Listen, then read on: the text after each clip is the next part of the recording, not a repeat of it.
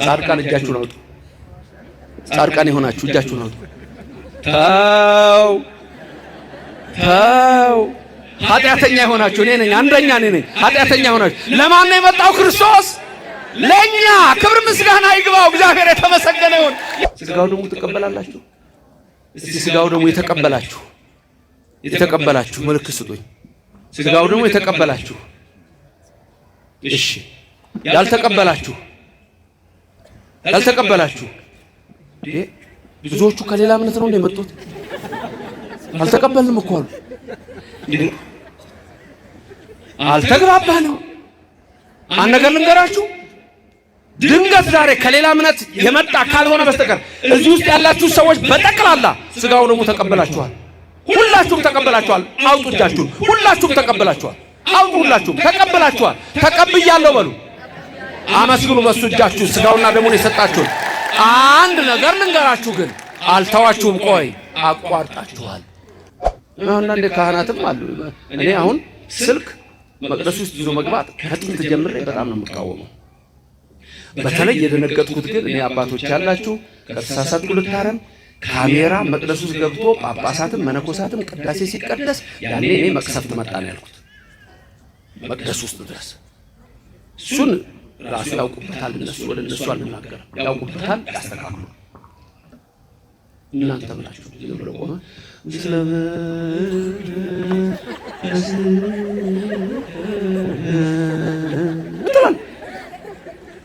የለም። ያችን 2 ሰዓት ያችን 1 ተኩል ለምን 3 ሰዓት ስለምን አይሆን? በቃ ተንሱ ለጸሎት። በቃ ተነሳችሁ እኮ ቆማችኋል። ተንሱ ለጸሎት። ህሊናህን ነው የምታነሳው። መሀል ላይ ደግሞ የሚባል ቃል አለ። ትዝ ይላችኋል? አሁን ዝም ብሎ በንባብ ብቻ ሆነ። ዜማው ሊጠፋ ሳይሆን አይቀርም። ለተነበሩ ዜማው ሊጠፋ ይመስለኛል። የተቀመጣችሁ ተነሱ ይባላል። ቆማችኋል እኮ እናንተ። የደከመው አይቀመጥ አይደለም። የተቀመጣችሁ ተነሱ፣ ከኃጢአት ወንበር ተነሳ። ያለበትን ወቅ ወደ ምስራቅ ተመልከቱ። ምስራቅ ቁጥ እመቤታችን ምስራቅ ምጽአት ይመጣል ክርስቶስ። አስቡ። የቤተክርስቲያንም ነገር ሊገባችሁ አይችልም። እኛ የምናደርገው ነገር እኮ ሚስጥሩ ሁሉ አይገባቸውም። ኢየሱስ በእኛ ዘንድ ክብር ነው። ይሄ ከበሮ እኮ ኢየሱስን ነው የሚሰብከው። መቋሚያው እኮ የሚይዙት ኢየሱስን ነው የሚሰብከው። ጽናጽኑ እኮ ኢየሱስን ነው። ጽናው ቅድም የሚነግራችሁ እኮ እመቤታችን በአምሳል በመርገፍ እኮ ነው የነገረን እግዚአብሔር። አንዴ ያኑ መጣና ቤተክርስቲያን ገባ። መጥቶ አያውቅም። ከሌላ ነው እስቲ የኦርቶዶክስም ብሎ እንደው ቅዳሴውንም ማየት ትምህርቱንም ማየና ዕጣነ ሞገር አካባቢ ደረሰ እና ለክብሪቱ ዕጣነ ሞገሩ ካለ በኋላ ከዛ ወረብ ሊቀርብ ሲል ካህናት በዚህና በዚህ ይሰለፉ የለም። መቋሚያ ደግሞ ዲያቆናቱ እያመጡ ያቀብላሉ። ሹልክ ካልና ሮጡ። በሰላም ሲቀድሱ በሰላም ሲጸልዩ የነበሩት ምን እንደሆኑ አላውቅም። መጨረሻ ላይ ኦርቶዶክስ ቤተክርስቲያን ለሁለት ተከፋፍለው እዛ ያሉት ዱላ እየሰጧቸው ሊከታከቱ ሲሉ ሹልክ ይወጡ አልሰሜን ገባ ብለው ማለት እዚህ ላይ አንዳንድ ጊዜ የዛሬ 15 ቀን የተማራችሁትን ትምህርት አሁን ቢጠይቋችሁ ረስታችሁታል ወይስ አልረሳችሁትም? ምን ይመስላችኋል? ለምን እንደምትረሱት ምን ይመስላችኋል? ለምን ትረሳላችሁ? የዛሬ ዓመት የተማራችሁት ትምህርት አለ ታስታውሱታላችሁ? ነው ጠፍቷል? እሺ የዛሬ 10 ዓመት ጓደኛ መጣና ይገርማል እኮ እንትና እንዲህ አድርጎ እኮ አየሁት ብሎ የነገረን ትረሳለህ? ለምን? አንቺስ አይገርምሽም? ያደረገችው እኮ የዛሬ 15 ዓመት ነው የነገረችሽ። ገና ሕፃን ሆነሽ እንዲህ አርጋ እሱ እናንተ ጋር ረስታችሁታል አለ። ድንግል ማርያም የስለት ልጅ ነች አይደል? ነች አይደለችም? የስለት ልጅ ነች። የማን ነች የስለት ልጅ? ማን ነው መጀመሪያ የተሳለው? ማን ነው የተሳለው እሷን ለማግኘት? አባቷ ማን ነው? እናቷስ? ሐና። መጀመሪያ የተሳሉት እነሱ ናቸው። መጀመሪያ የተሳሉት የስለት ልጅ የምትባለው የአዳምና የሔዋን የስለት ልጅ ነች እመቤታችን። መጀመሪያ የአዳምና የሔዋን ነች እሷ። ጽዮን አሁን በዚህ ሰዓት ማናት? እመቤታችን ኢየሩሳሌም ልትሆን ትችላለች ሲሆን አንዳንድ ሰዎች ድሮ ምን ይሉ ነበር? በጽዮን በእግሮቿ የእግሮቿን ትቢያ ይልሳሉ የጽዮን የሚል ቃል ነበር። ወይም ደግሞ ለጽዮን ይሰግዳሉ የሚል ቃል አለ። አሁን ይሄን ቃል ለድንግል ማርያም አይደለም የሚሉና እና ለምንድን ነው ሲባል እስራኤል ሀገር ጽዮን የሚባል ተራራ አለ ይላሉ። ምክንያቱም እነሱ የሚፈልጉት ምንድነው? አንተ ለድንግል ማርያም ስትሰግድ፣ አንቺ ለድንግል ማርያም የጸጋ ያክብሮት ስግደት ስትሰግዱ እንዳትሰግዱ ነው የሚፈልጉት። ስለዚህ ምን ይላሉ? ጽዮን እኮ የተባለችው ድንግል ማርያም አይደለችም፣ እዛ ተራራ አለ። ለዛ ተራራ ሄደው ሰግደው ያውቃሉ እነሱ? እኔን ሁለት እጆችን ዘርጋና ወደ ታች አድርግና ቆም። እንዲህ አይነት ሰው አየ። ህልሙ ይሄ ነው። ናቡከደነጾር ያየውን ዳንኤል ራሱ አየ። አሁን ዳንኤልን እግዚአብሔር ሲገልጥለት ምስል ቆሟል። ያ ምስል ከአንገቱ በላይ ራሱ ወርቅ ነው። ሁለቱ እጆቹና ደረቱና ጀርባው ብር ነው። ሆዱና ወገቡ ነሐስ ነው። ሁለቱ ጭኖቹ የብረት ናቸው። ከታች ደግሞ ያሉት ሁለቱ እግሮቹ ግማሹ የብረት ግማሹ የአፈር ነው።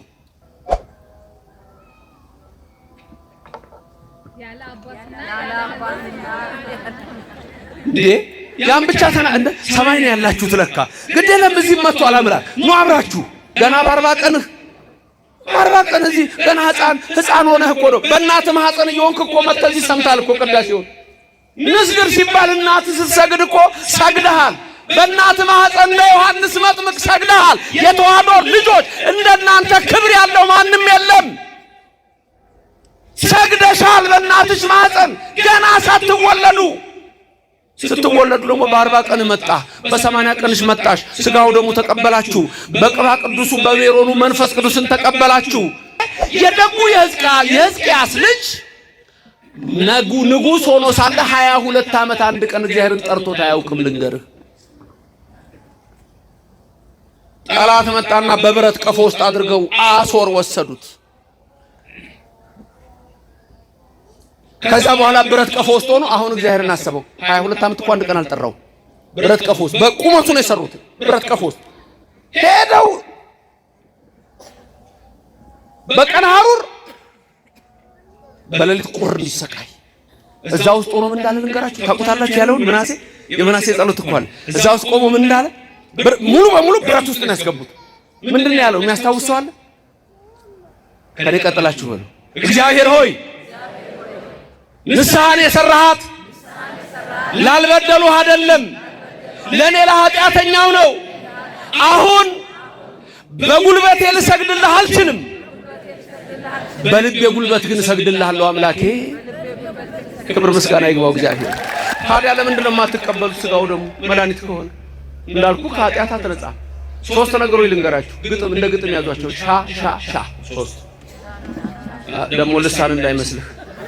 እችን ሰምቶ መምህር ዘበነ ልሳን ተናገረ እንዳይል ደግሞ ያ ከዚህ ቤት የወጣው የርኩሰት ልጅ የባቢሎን የጋለሞታይቱ ርኩሰት ጡት ጠቢ ክፎች ከእግዚአብሔር የራቁ ለእግዚአብሔር ክብር ለኢየሱስ ክብር የሌላቸው ለድንግል ማርያም ክብር የሌላቸው ለመላእክት ክብር የሌላቸው ራሱ ኢየሱስን ግንበኞቹ ሲንቁት አብረው የናቁ የሰቀሉ አሉ ዛሬ። 3 ጥቅም አለው አልን ስጋው ደግሞ 1 የኃጢአት ማሪያ፣ 2 የአጋንንትን ድል ማንሳት አትፈልግም። ስጋው ደግሞ ኃጢአትን ተናግረው አጨርሰው ትቀርባለህ። የምታውቀውን በድፍረትም በስተትም እግዚአብሔር ይፍታይልሃል፣ ትፈታለህ። ወደ ስጋው ደግሞ ትቀርባለህ። የቀረውን ደግሞ ስጋውና ደግሞ በህይወት ይስተካከላል። ስለዚህ ህይወታችሁ ሁሉ በዚህ ሁሉ 3 የመንግስተ ሰማያት መውረሻ መንግስቱን የምንኖር ሰው ምንድነው? እግዚአብሔር። ሌላም ቦታ ገና ቅዳሴ ሲጀምር ሲገባ ሁሉ ዘገባ እየተባለ ይበል ፈላሲ ዘገባ ሀበ እግዚአብሔር ነው የሚለው። በዚህ የገባ ፈላሲ ነኝ አይበል፣ ውጡ ነኝ አይበል አትበይ። እዚህ ከገባችሁ እንወጣለን አትበሉ። እዚች ወደ ኦርቶዶክስ ከገባችሁ በኋላ ያ የክብር አምላክ ያ የሰማርያ ሰዎችን አስተምሮ ምን አሉት እነሱ? በእውነት አንተ የዓለም መድኃኒት ነህ አሉት። የአንዲት አገር፣ የአንዲት ሰፈር፣ የአንድ ጎሳ፣ የአንድ ቀበሌ አይደለም። ኢየሱስ ክርስቶስ የዓለም ሁሉ መድኃኒት ነው። አሁን እኛ ጋር ምንም ነገር ዝም ብሎ የሚባል የለም። የሚባል ነገር አለ። ካላወቃችሁት አስቸጋሪ ነው። እኔ አንድ ጊዜ ስናቅ ጥሩ ነው አሉ እዚህ ወንድሞች እና ፈረንሳይ አካባቢ ኢየሱስ የሚባል ቤተክርስቲያን አለ ታውቃላችሁ። እዛ ደግሞ ከጎን ምን አለች ቤተክርስቲያኑ? እመቤታችን አለች አይደለም? እዛው አንድ ሰውዬ ልጃቸው ጴንጤ ሆነባቸው። ያኔ ድሮ እዚህ እያለሁ ኮሌጅ እያለሁ ከዛ መጡና እንደው እባክህ ልጄ አስቸገረኝ፣ ምን ነው እምነቱን ቀየረብኝ። ታዲያ እኔ ያለሁት እዚህ ኮሌጅ ሩቅ ነው ያለሁት፣ እዛ የሚያስተምረው ሰው የለም ወይ? የእሱንማ ተወኝ መምህር ዘበነ እሱ ማለት ምን ነው አልኳቸው። ሄጄ ካህናቱን እባካችሁ ብዬ እዛ ማርያም ሄጄ ሳነጋግር በኋላ እንዲዞር ስል ምንድነው ይሄ ስል ኢየሱስ ነው አለኝ። ለካ ኢየሱስ እዛ ጉብ ብሏል ማርያም ጋር ጉብ ብሏል። አሁን ተመልከቱ፣ አለማወቅ የኔና የእናንተ ኢየሱስ እኮ ከሌሎቹ ኢየሱስ የተለየ እኮ ነው። ማወቅ ነው የምንማረውን መማር አለባችሁ። ግርም ትዛት ይለለት እጽፍ ትዛት ይለለት መላእክት የሚወርዱባት መንፈስ ቅዱስ የሚወርዱባት ቅዳሴ ሲገባ አሁን እኮ ችግሩ ልባችሁ እኮ አንድ አይሆንም እኮ። አሁን ብዙ ችግሩ አሁን ቅዳሴ ላይ ሆኖ ሁሉ እንዲህ የሚባክን ሰው አላያችሁ? በቃ የሚሰለችው 10 የሚያዛግ አይላል። አርሰናልን ስታይ ግን አይን ፈጦ ቴሌቪዥን ውስጥ ይገባል። ማንቸስተር 4-0 ሲሸነፍ ትንቀጠቀጣለህ። ይቅርታ ማንቸስተር ደጋፊ ነው ጓደኛዬ። ልብ የለም ልብሽ የለም። እሱ እኮ ነው ችግሩ። የሚመጣን ግርም ትዛት ይላል። በፍርሃት ቆሙ። ደግሞ እኮ ወደ 12 13 ጊዜ ምን ትባላላችሁ? ተንሱ ለጸሎት በዜማ ለምንድን ነው የሚደጋገመው? የቆማችሁበትን ወቁ። ጸሎት ላይ ናችሁ። ጸሎት መንፈሳችሁን ልናችሁ ሰብስቡ። መጽሐፍ ቅዱስ ይዘዋል። መጽሐፍ ቅዱስን አያውቁም። የለም የቤተክርስቲያናችን ትምህርትም አይገባቸውም። የኦርቶዶክስ ትምህርት ሊገባቸው አይችልም። ሁሌ ሲነቅፉ፣ ሁሌ ሲተቹ ታያላችሁ። ለምን? እነሱ አናጢዎች የጣሉትን ስለተቀበሉ ነው። ክብሩ ግን ለኛ ነው፣ ለምታምኑት ነው። ለማያምኑ አናጢዎች የጣሉት ድንጋይ ነው። ስለዚህ ዓለም ወዴት ሄደ? አሁን ወደ ጨለማ። አንዳንዶች ክርስቶስን አናጢዎች ስለጣሉት፣ ለምሳሌ ሰሞኑን የጻፍኩት መጽሐፍ አለ። ዛሬ ይመስለኛል ታገኙታላችሁ የምትፈልጉ ሰዎች። ኒው ኤጅ ሙቭመንትና ሎ ኦፍ አትራክሽን። በኒው ኤጅ ሙቭመንትና ሎ ኦፍ አትራክሽን ኒው ክርስቲያኒቲ ተብሎ በሚሰየመው ኢየሱስ አምላክ አይደለም፣ ዝም ብሎ አንድ ሰው ነው፣ ሮል ሞዴል ነው የሚሏቸው። ሌሎቹ ደግሞ ግኖስቲክስ የሚባሉ ያን የነበሩ ግኖስቲክስ የሚባል እምነት አለ። እነሱ ደግሞ እንደ ጨረር ተፈንጥቆ የመጣ ነው ይሏቸዋል፣ ሰው ነው ይሏቸዋል። ተመልከቱ። አሪዮስ ፍጡር ነው ይላል እና አውጣኪ ዝርው ይላሉ። ሌሎችም እንዲሁ ብዙዎቹ ክርስቶስ አምላክ እንደሆነ አላወቁም።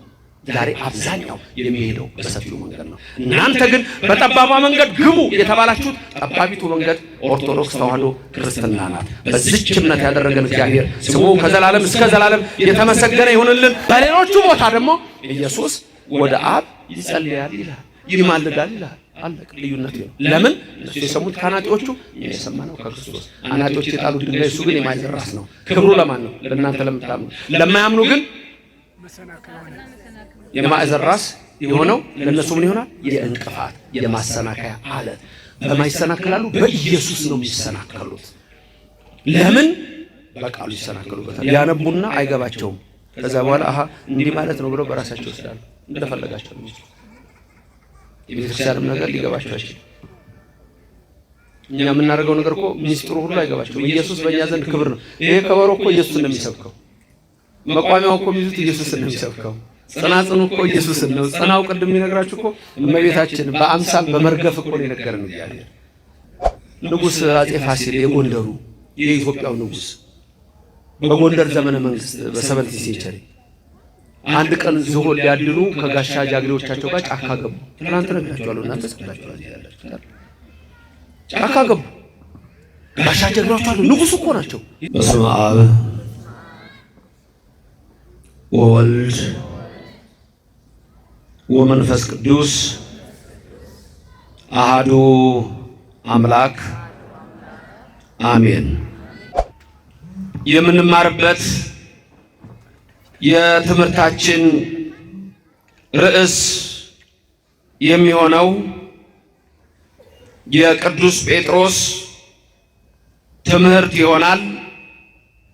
ከአዲስ ኪዳን ቅዱስ ጴጥሮስ ሊቀ ሐዋርያት፣ ከብሉይ ኪዳን ኢሳይያስ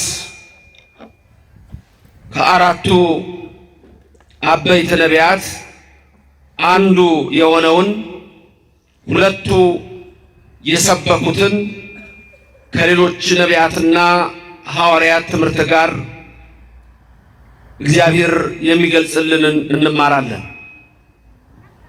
ሰው ለሰው አስታዋሽ ነው። ሰው ለሰው አሳሳቢ ነው። በልቡና የሚያሳድር በአእምሮ የሚቀርጽ የቃሉ ባለቤት ሕያው እግዚአብሔር የምትሰሙትን ቃል በልቡናችሁ ጽላት ይጻፍላችሁ። ለእኔም ለምናገረው ማስተዋልና ምስጢሩን እንዲያድለኝ አንደበቴንም እንዲያከናውን የአምላክ ቅዱስ ፍቃድ ይሆን ዘንድ ሁልጊዜ በጸሎታችሁ አስቡኝ። ይህ ቃል የሚሰማችሁ ሁሉ ሐሳብ ሕሊናችሁ በሰማያት ይኑር። ያላችሁበትን ስፍራ አውቁ።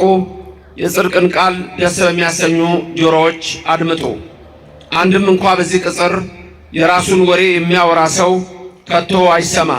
ምድርን ባያት ጊዜ እንድትንቀጠቀጥ ለሚያደርጋት ደሴቶችንም ለሚያቀልጠው ብርቱና ኃያል አምላክ የሰራዊት ጌታ እግዚአብሔር ከዚች ሰዓት ጀምራችሁ ሁላችሁም ልቡናችሁን ለሰራዊት ጌታ ለእግዚአብሔር አስማርኩ። የትምህርታችን ኃይለ ቃል የሚሆነው አናጢዎች የጣሉት ድንጋይ የሚል ይሆናል። አናጢዎች የጣሉት ድንጋይ። በዚህ ትምህርት ውስጥ ምንድነው ይዛችሁ የምትሄዱት ዛሬ? አንደኛ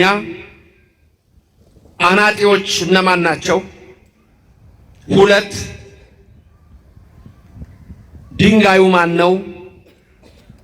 ሶስት ይህን ድንጋይ የት እናገኘዋለን? አራት ድንጋዩን የሚያምኑ ሰዎች አሉ። አምስት ድንጋዩን የማያምኑ ሰዎች አሉ። ስድስት ይህ ድንጋይ የከበረ የማዕዘን ራስ ተብሏል። ሰባት ይህ ድንጋይ የማሰናከያ አለት ተብሏል። እነዚህን ሰባቱን ስንማር ሁል ጊዜ ደግሞ የምንመለከተው የኢትዮጵያ ኦርቶዶክስ ተዋሕዶ ቤተክርስቲያን እምነትና ስርዓት ከሌሎች እምነቶች የሚለይበትን የምናይበት ትምህርት ይሆናል። መንፈስ ቅዱስ በእኔም በእናንተ ላይ አድሮ ይኖር። የማነበው የአንደኛ የቅዱስ ጴጥሮስ መልእክት ሲሆን ምዕራፍ 2 ከቁጥር 6 እስከ 8 ድረስ ይሆናል። እንዲህ ይላል። በመጽሐፍ እንዲህ ብሎ ተጽፏልና እነሆ የተመረጠና የከበረን የማዕዘን ራስ ድንጋይ በጽዮን አኖራለሁ፣ በእርሱ የሚያምን አያፍርም። ቁጥር 7 ቅዱስ ጴጥሮስ የመጀመሪያ መልእክት ምዕራፍ 2 ቁጥር 6 አነበብ። ቁጥር 7 እንዲህ ይላል፣ እንግዲህ ክብሩ ለእናንተ ለምታምኑት ነው። ለማያምኑ ግን አናጢዎች የጣሉት ድንጋይ እርሱ የማዕዘን ራስ የእንቅፋትም ድንጋይ የማሰናከያም አለት ሆነ። ቁጥር 8 የማያምኑ ስለሆኑ በቃሉ ይሰናከሉበታልና ለዚህ ደግሞ የተመደቡ ናቸው። ከኔ ቀጥላችሁ ደግሞ አሁን እናንተ ታነቡታላችሁ። እግዚአብሔር በልባችሁ ይጻፍላችሁ። ቁጥር 6 ላይ ያለውን እናንብብ። መጀመሪያ በመጽሐፍ እንዲህ ብሎ ተጽፏልና።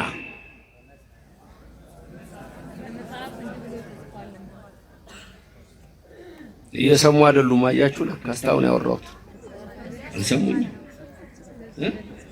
እየሰሙ ነው? ተው፣ እየሰሙ አልመሰለኝ። ደህና ናችሁ? አየር ጤና እንዴት ናችሁ? አየር ጤና ብለን ጤና አየር ባለበት ምንድነው አለመስማት? እግዚአብሔር ይግለጽልን። ከኔ ቀጥላችሁ ታነባላችሁ ማለት እኔ የምለውን ትደግማላችሁ። ላስደግማችሁ ነው። እሺ ተስማማን አሁን አይደል? እናንተ በቤት ያላችሁትም በተለያየ ስፍራ ያላችሁትም ሁላችሁም በዚህ ያላችሁት እናንተም እዛው ትላላችሁ ድምጻችሁን ከፍ አድርጋችሁ በመጽሐፍ እንዲህ ብሎ ተጽፏልና እነሆ የተመረጠና የከበረን የማዕዘን ራስ ድንጋይ በጽዮን አኖራለሁ፣ በእርሱ የሚያምን አያፍርም። እዚህ ጋር ልብ በሉ። በመጽሐፍ የተነገረ ነው ብያችኋለሁ። ጴጥሮስ ነው ይሄን የሚለው፣ ሊቀ ሐዋርያት በረከቱ ይደርባችሁ። በመጽሐፍ የሚለው ኢሳይያስን ነው። ይሄንኑ ቃል ኢሳይያስ በምዕራፍ 28 ቁጥር 16 ላይ ስለተናገረ ቅዱስ ጴጥሮስ የሚጠቅሰው ኢሳይያስን ነው። የኢሳይያስ በረከት እንደ ዝናብ በእናንተ ላይ ይውረድ። ስለዚህ በመጽሐፍ ያለው ኢሳይያስን ነው። ቀጠለ። እነሆ የተመረጠና የከበረን የማዕዘን ራስ ድንጋይ አለ። የምን ድንጋይ? የማዕዘን ራስ። ምን አይነት ድንጋይ? የተመረጠና የከበረን። የት አኖረዋለሁ አለ? በጽዮን አኖረዋለሁ፣ በእርሱ የሚያምን አያፍርም። ትምህርቱ ይሄ ነው። ቁጥር 7 ከኔ ቀጥላችሁ ደግማችሁ አንብቡ። እንግዲህ ክብሩ ለእናንተ ለምታምኑት ነው፣ ለማያምኑ ግን አናጢዎች የጣሉት ድንጋይ እርሱ የማዕዘን ራስ የእንቅፋትም ድንጋይ የማሰናከያም አለት ሆነ። አሁን እዚህ ውስጥ ደግሞ የምናየው ክብሩ ድንጋዩን ለምታምኑት ለእናንተ ነው አለ። ለማያምኑ ግን ድንጋዩን እነማጣሉት አለ። የትምህርታችን ርዕስ እነማጣሉት? አናጢዎች ጣሉት አለ። ለነሱ ምን አይነት ድንጋይ ሆነ? የማሰናከያ። ለእናንተ የከበረ። ለነሱ ምን አይነት ድንጋይ? የእንቅፋት። ለእናንተ የተመረጠ። እነሱ አያምኑበትም፣ እናንተ ታምኑበታላችሁ። በምኑ? በማዕዘን ራስ ድንጋይ። ቁጥር 8 እናንብብ። የማያምኑ ስለሆኑ በቃሉ ይሰናከሉበታልና ለዚህ ደግሞ የተመደቡ ናቸው። የሚያስደነግጥ ነገር ነው። አሁን ይሄን በምን ልንገራችሁ መሰላችሁ እንዲገባችሁ ሁለተኛ እንዳይቀር። አንዳንድ ጊዜ የዛሬ 15 ቀን የተማራችሁትን ትምህርት አሁን ቢጠይቋችሁ ረስታችሁታል ወይስ አልረሳችሁትም? ምን ይመስላችኋል? ለምን እንደምትረሱት ምን ይመስላችኋል? ለምን ትረሳላችሁ? የዛሬ ዓመት የተማራችሁት ትምህርት አለ ታስታውሱታላችሁ ነው? ጠፍቷል? እሺ የዛሬ 10 ዓመት ጓደኛ መጣና ይገርማል እኮ እንትና እንዲህ አድርጎ እኮ አየሁት ብሎ የነገረን ትረሳለህ? ለምን? አንቺስ አይገርምሽም? ያደረገችው እኮ የዛሬ 15 ዓመት የነገረችሽ ገና ሕፃን ሆነሽ እንዲህ አርጋ እሱ እናንተ ጋር ረስታችሁታል አለ። ተረስቷል? አይ ውሸታም አትሆኑ። ለምን አረሳ ነው የሚያንን? ለምን ነው ይሄን የረሳ ነው? በሉ መንፈስ ቅዱስ ይግለጽልን፣ በልባችን ይጻፍልን። ስለዚህ ችግሩ እናንተ ጋር ነው ሊሆን የሚችለው። አያችሁ? ስለዚህ አሁን እንደዛ ልንገራችሁና ይግባችሁ። እንግዲህ በሱ ነው የሚገባችሁ፣ በሱ መንገድ ይውላችሁ። በመጽሐፍ ኢሳይያስ የሚባል ቀድሞ ምዕራፍ 28 ቁጥር 16 ላይ ስለ አንድ ድንጋይ ተናግሮ ነበር። ድንጋዩን የማዕዘን ራስ ድንጋይ ነው አለው። ያን ድንጋይ በሱ የሚያምን አያፍርም ብሎ ተናግሮ ነበር። ከዛ ጴጥሮስ የኢሳይያስን ቃል አመጣና ይሄን የተመረጠ የከበረ የማዕዘን ራስ ድንጋይ በጽዮን አኖረዋለሁ አለ። ቤት አኖረዋለሁ አለ። በጽዮን አኖረዋለሁ፣ ክብሩ ለእናንተ ለምታምኑት ነው አለ። ድንጋዩ የተመረጠ ነው፣ የከበረ ነው አለ። አናጢዎቹ ግን ድንጋዩን ጣሉት። ድንጋዩን አያምኑትም። ለእነሱ ምን ሆነ? የማሰናከያ አለት ሆነ። ለምንድን ነው ያላመኑት? የማያምኑ ስለሆኑ። ለምን? በቃ ተመድበዋል። የማያምኑ ስለሆኑ በቃሉ ምን ይሆኑበታል? ይሰናከሉበታል። በምኑ ይሰናከሉበታል? በቃሉ ይሰናከሉበታል። በቃ ይሄ ነው ቃሉ። ዛሬ ሰማችሁት፣ ግን ሚስጥር አለው። በዚህ ውስጥ በጣም ረቂቅ የሆኑ ነገሮች አሉ። ስለዚህ ስለ ከበረው ድንጋይ ስለ ማዕዘን ራስ ስለሆነ እነጋገራለን። ግን ይሄን ድንጋይ አናጢዎች ጣሉት። ባጭሩ ኢሳይያስ፣ ቅዱስ ጴጥሮስ በረከታቸው ይደርብንና በመጽሐፍ የነገሩን ዛሬ አሁን እኛ የምንሰማው በዚች በኪዳነ ምሕረት አየር ጤና ቤተ መቅደስ የሁሉ ሕዝብ ተሰብስቦ የምንሰማው ቃል ምንድነው? እነሆ የተመረጠና የከበረን የማዕዘን ራስ ድንጋይ በጽዮን አኖራለሁ አለ። ቀጥታ ወደ ትምህርቱ ነው የምንገባው። ድንጋይ የተባለው ኢየሱስ ነው። በጽዮን አኖረዋለሁ ማለት ጽዮን የተባለች እመቤታችን ነች። ከድንግል ማርያም አኖረዋለሁ ማለት ከድንግል ማርያም ከስጋዋ ስጋ ከነፍሷ ነፍስ ይነሳል። ወልድ። ወልድ ማን ነው? ወልደ አብ፣ የአብ ልጅ ቃል። ዮሐንስ ወንጌል ምዕራፍ 1 ቁጥር 1 በመጀመሪያ ቃል ነበረ፣ ቃል በእግዚአብሔር ዘንድ ነበረ፣ ቃልም እግዚአብሔር ነው። ያ ቃል ስጋ ሆነ ይላል። ቃል ማን ነው? እግዚአብሔር። ስጋ የሆነው ማን ነው? እግዚአብሔር። ከማ ስጋ ሆነ? ከማ ይሆናል? ከድንግል ማርያም ብቻ። ክብርና ምስጋና ለእግዚአብሔር ይድረሰው፣ ስሙ የተመሰገነ ይሁንልን። ተመልከቱ፣ ያ ድንጋይ አለት የተባለው ኢየሱስ ነው። ኢየሱስ ነው። አሁን ዝም ብሎ ድንጋይ ሲባል ደስ ላይል ይችላል። አለት ሲባል ደስ ላይል ይችላል። አንደኛ ቆሮንቶስ ምዕራፍ 10 ከቁጥር 1 እስከ 5 ጳውሎስ ሐዋርያ እንዲህ ይላል፣ አባቶቻችን ሁሉ ከሙሴ ጋር ነበሩ፣ ይተባበሩ ነበር። ሁሉም አባቶቻችን እነሆ በደመና ተጠመቁ። ሁሉም አባቶቻችን ያን መንፈሳዊ መብል በሉ። ሁሉም አባቶቻችን ከሙሴ ጋር የነበሩት ሁሉ እናቶቻችን ያንን አለት ጠጡ። ያን መንፈሳዊ መብል በሉ፣ መናውን ያን መንፈሳዊ መጠጥ ጠጡ። ይከተላቸው ከነበረው አለት ጠጥተዋልና አለቱም ክርስቶስ ነበረ። ክብርና ምስጋና ለስሙ ይድረሰው። እሺ፣ ቃል ደግማችሁ ትናገራላችሁ። አለቱም ክርስቶስ ነበረ። ተመልከቱ፣ አለቱም ክርስቶስ ነበረ። አንደኛ ቆሮንቶስ 10 ከ1 እስከ 5። የማቴዎስ ወንጌል ምዕራፍ 16 ቁጥር 13። ይሄ ታሪክ ደግሞ በፊልጵስዩስ ዘቂሳርያ ነው። በፊልጵስዩስ ዘቂሳርያ ኢየሱስ ክርስቶስ ምን ብሎ ጠየቃቸው ደቀ መዛሙርቱን? ሰዎች ማን ነው የሚሉኝ? ማን ይሉኛል? እነሱ ምን አሉ? ከነቢያት አንዱ ነው ይለዋል። ሙሴ ነው፣ ኤልያስ ነው፣ ኤርምያስ ነው ይለዋል። ዮሐንስ መጥምቅ ከሞት ተነስቶ መጥቷል ይለዋል። አንዳንዶቹም እንዲሁ ነው ይለዋል። ተመልከቱ፣ እናንተስ ማን ትሉኛላችሁ? ሐዋርያቱ ተጠየቁ። ጴጥሮስ መለሰ፣ አንተ ውእቱ ክርስቶስ ወልደ እግዚአብሔር ሕያው። አንተማ እንጂ አንተማ እኮ እነሆ ወልደ አብ ወልደ ማርያም የሆንክ ክርስቶስ ነህ አለው። ክርስቶስ የጠየቀው የሰው ልጅ ማን ይሉታል ነው ያለው። እኔ ሰው የሆንኩትን ቃል፣ ሰው የሆንኩትን ወልድ፣ ሰው የሆንኩትን እግዚአብሔር ምን ብለው ነው የሚጠሩኝ አለ። ነቢይ ነህ አሉት። በቃ ዛሬም በአንዳንድ እምነት ነቢይ ነው ይሉታል፣ በአንዳንድ እምነት አማላጅ ይሉታል፣ በአንዳንድ እምነት ፍጡር ነው ይሉታል፣ በአንዳንድ እምነት እንደዚህ ነው ይሉታል። ይሄ ሁሉ ግን ልክ አይደለም። እናንተስ ማን ትሉኛላችሁ የተባሉት የኦርቶዶክስ ልጆች እናንተ ናችሁ። ማን ትሉታላችሁ ከተባላችሁ እንደ ጴጥሮስ ነው። አንተ እግዚአብሔር የእግዚአብሔር ልጅ ነህ፣ አንተ እነሆ አምላክ ወልደ አምላክ ነህ። የኔና የእናንተ መልስ ይሄ ነው። በእኔና በእናንተ ቤተክርስቲያን ኢየሱስ አምላክ ነው፣ ንጉሥ ነው፣ ጌታ ነው። በዛም አይበቃም።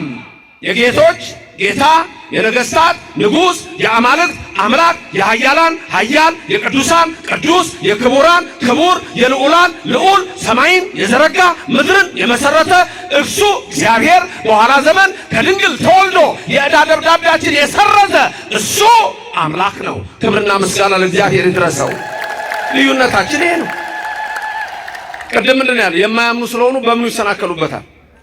በምኑ ነው የሚሰናከሉት? በቃሉ ነው። በሌላ ይሰናከሉ። ቃሉን እያነበቡ ነው የሚሰናከሉት። ቃሉን እያነበቡ። ስለዚህ ተናገሩ፣ በመጽሐፍ እንዲህ ተብሎ ተጽፏል። ተናገሩ፣ በመጽሐፍ እንዲህ ተብሎ ተጽፏል። እነሆ የተመረጠና የከበረን የማዕዘን ራስ ድንጋይ። ምን አይነት ድንጋይ? የተመረጠ። ምን አይነት ድንጋይ? የከበረ የማዕዘን ራስ ድንጋይ የተባለው ኢየሱስ ነው።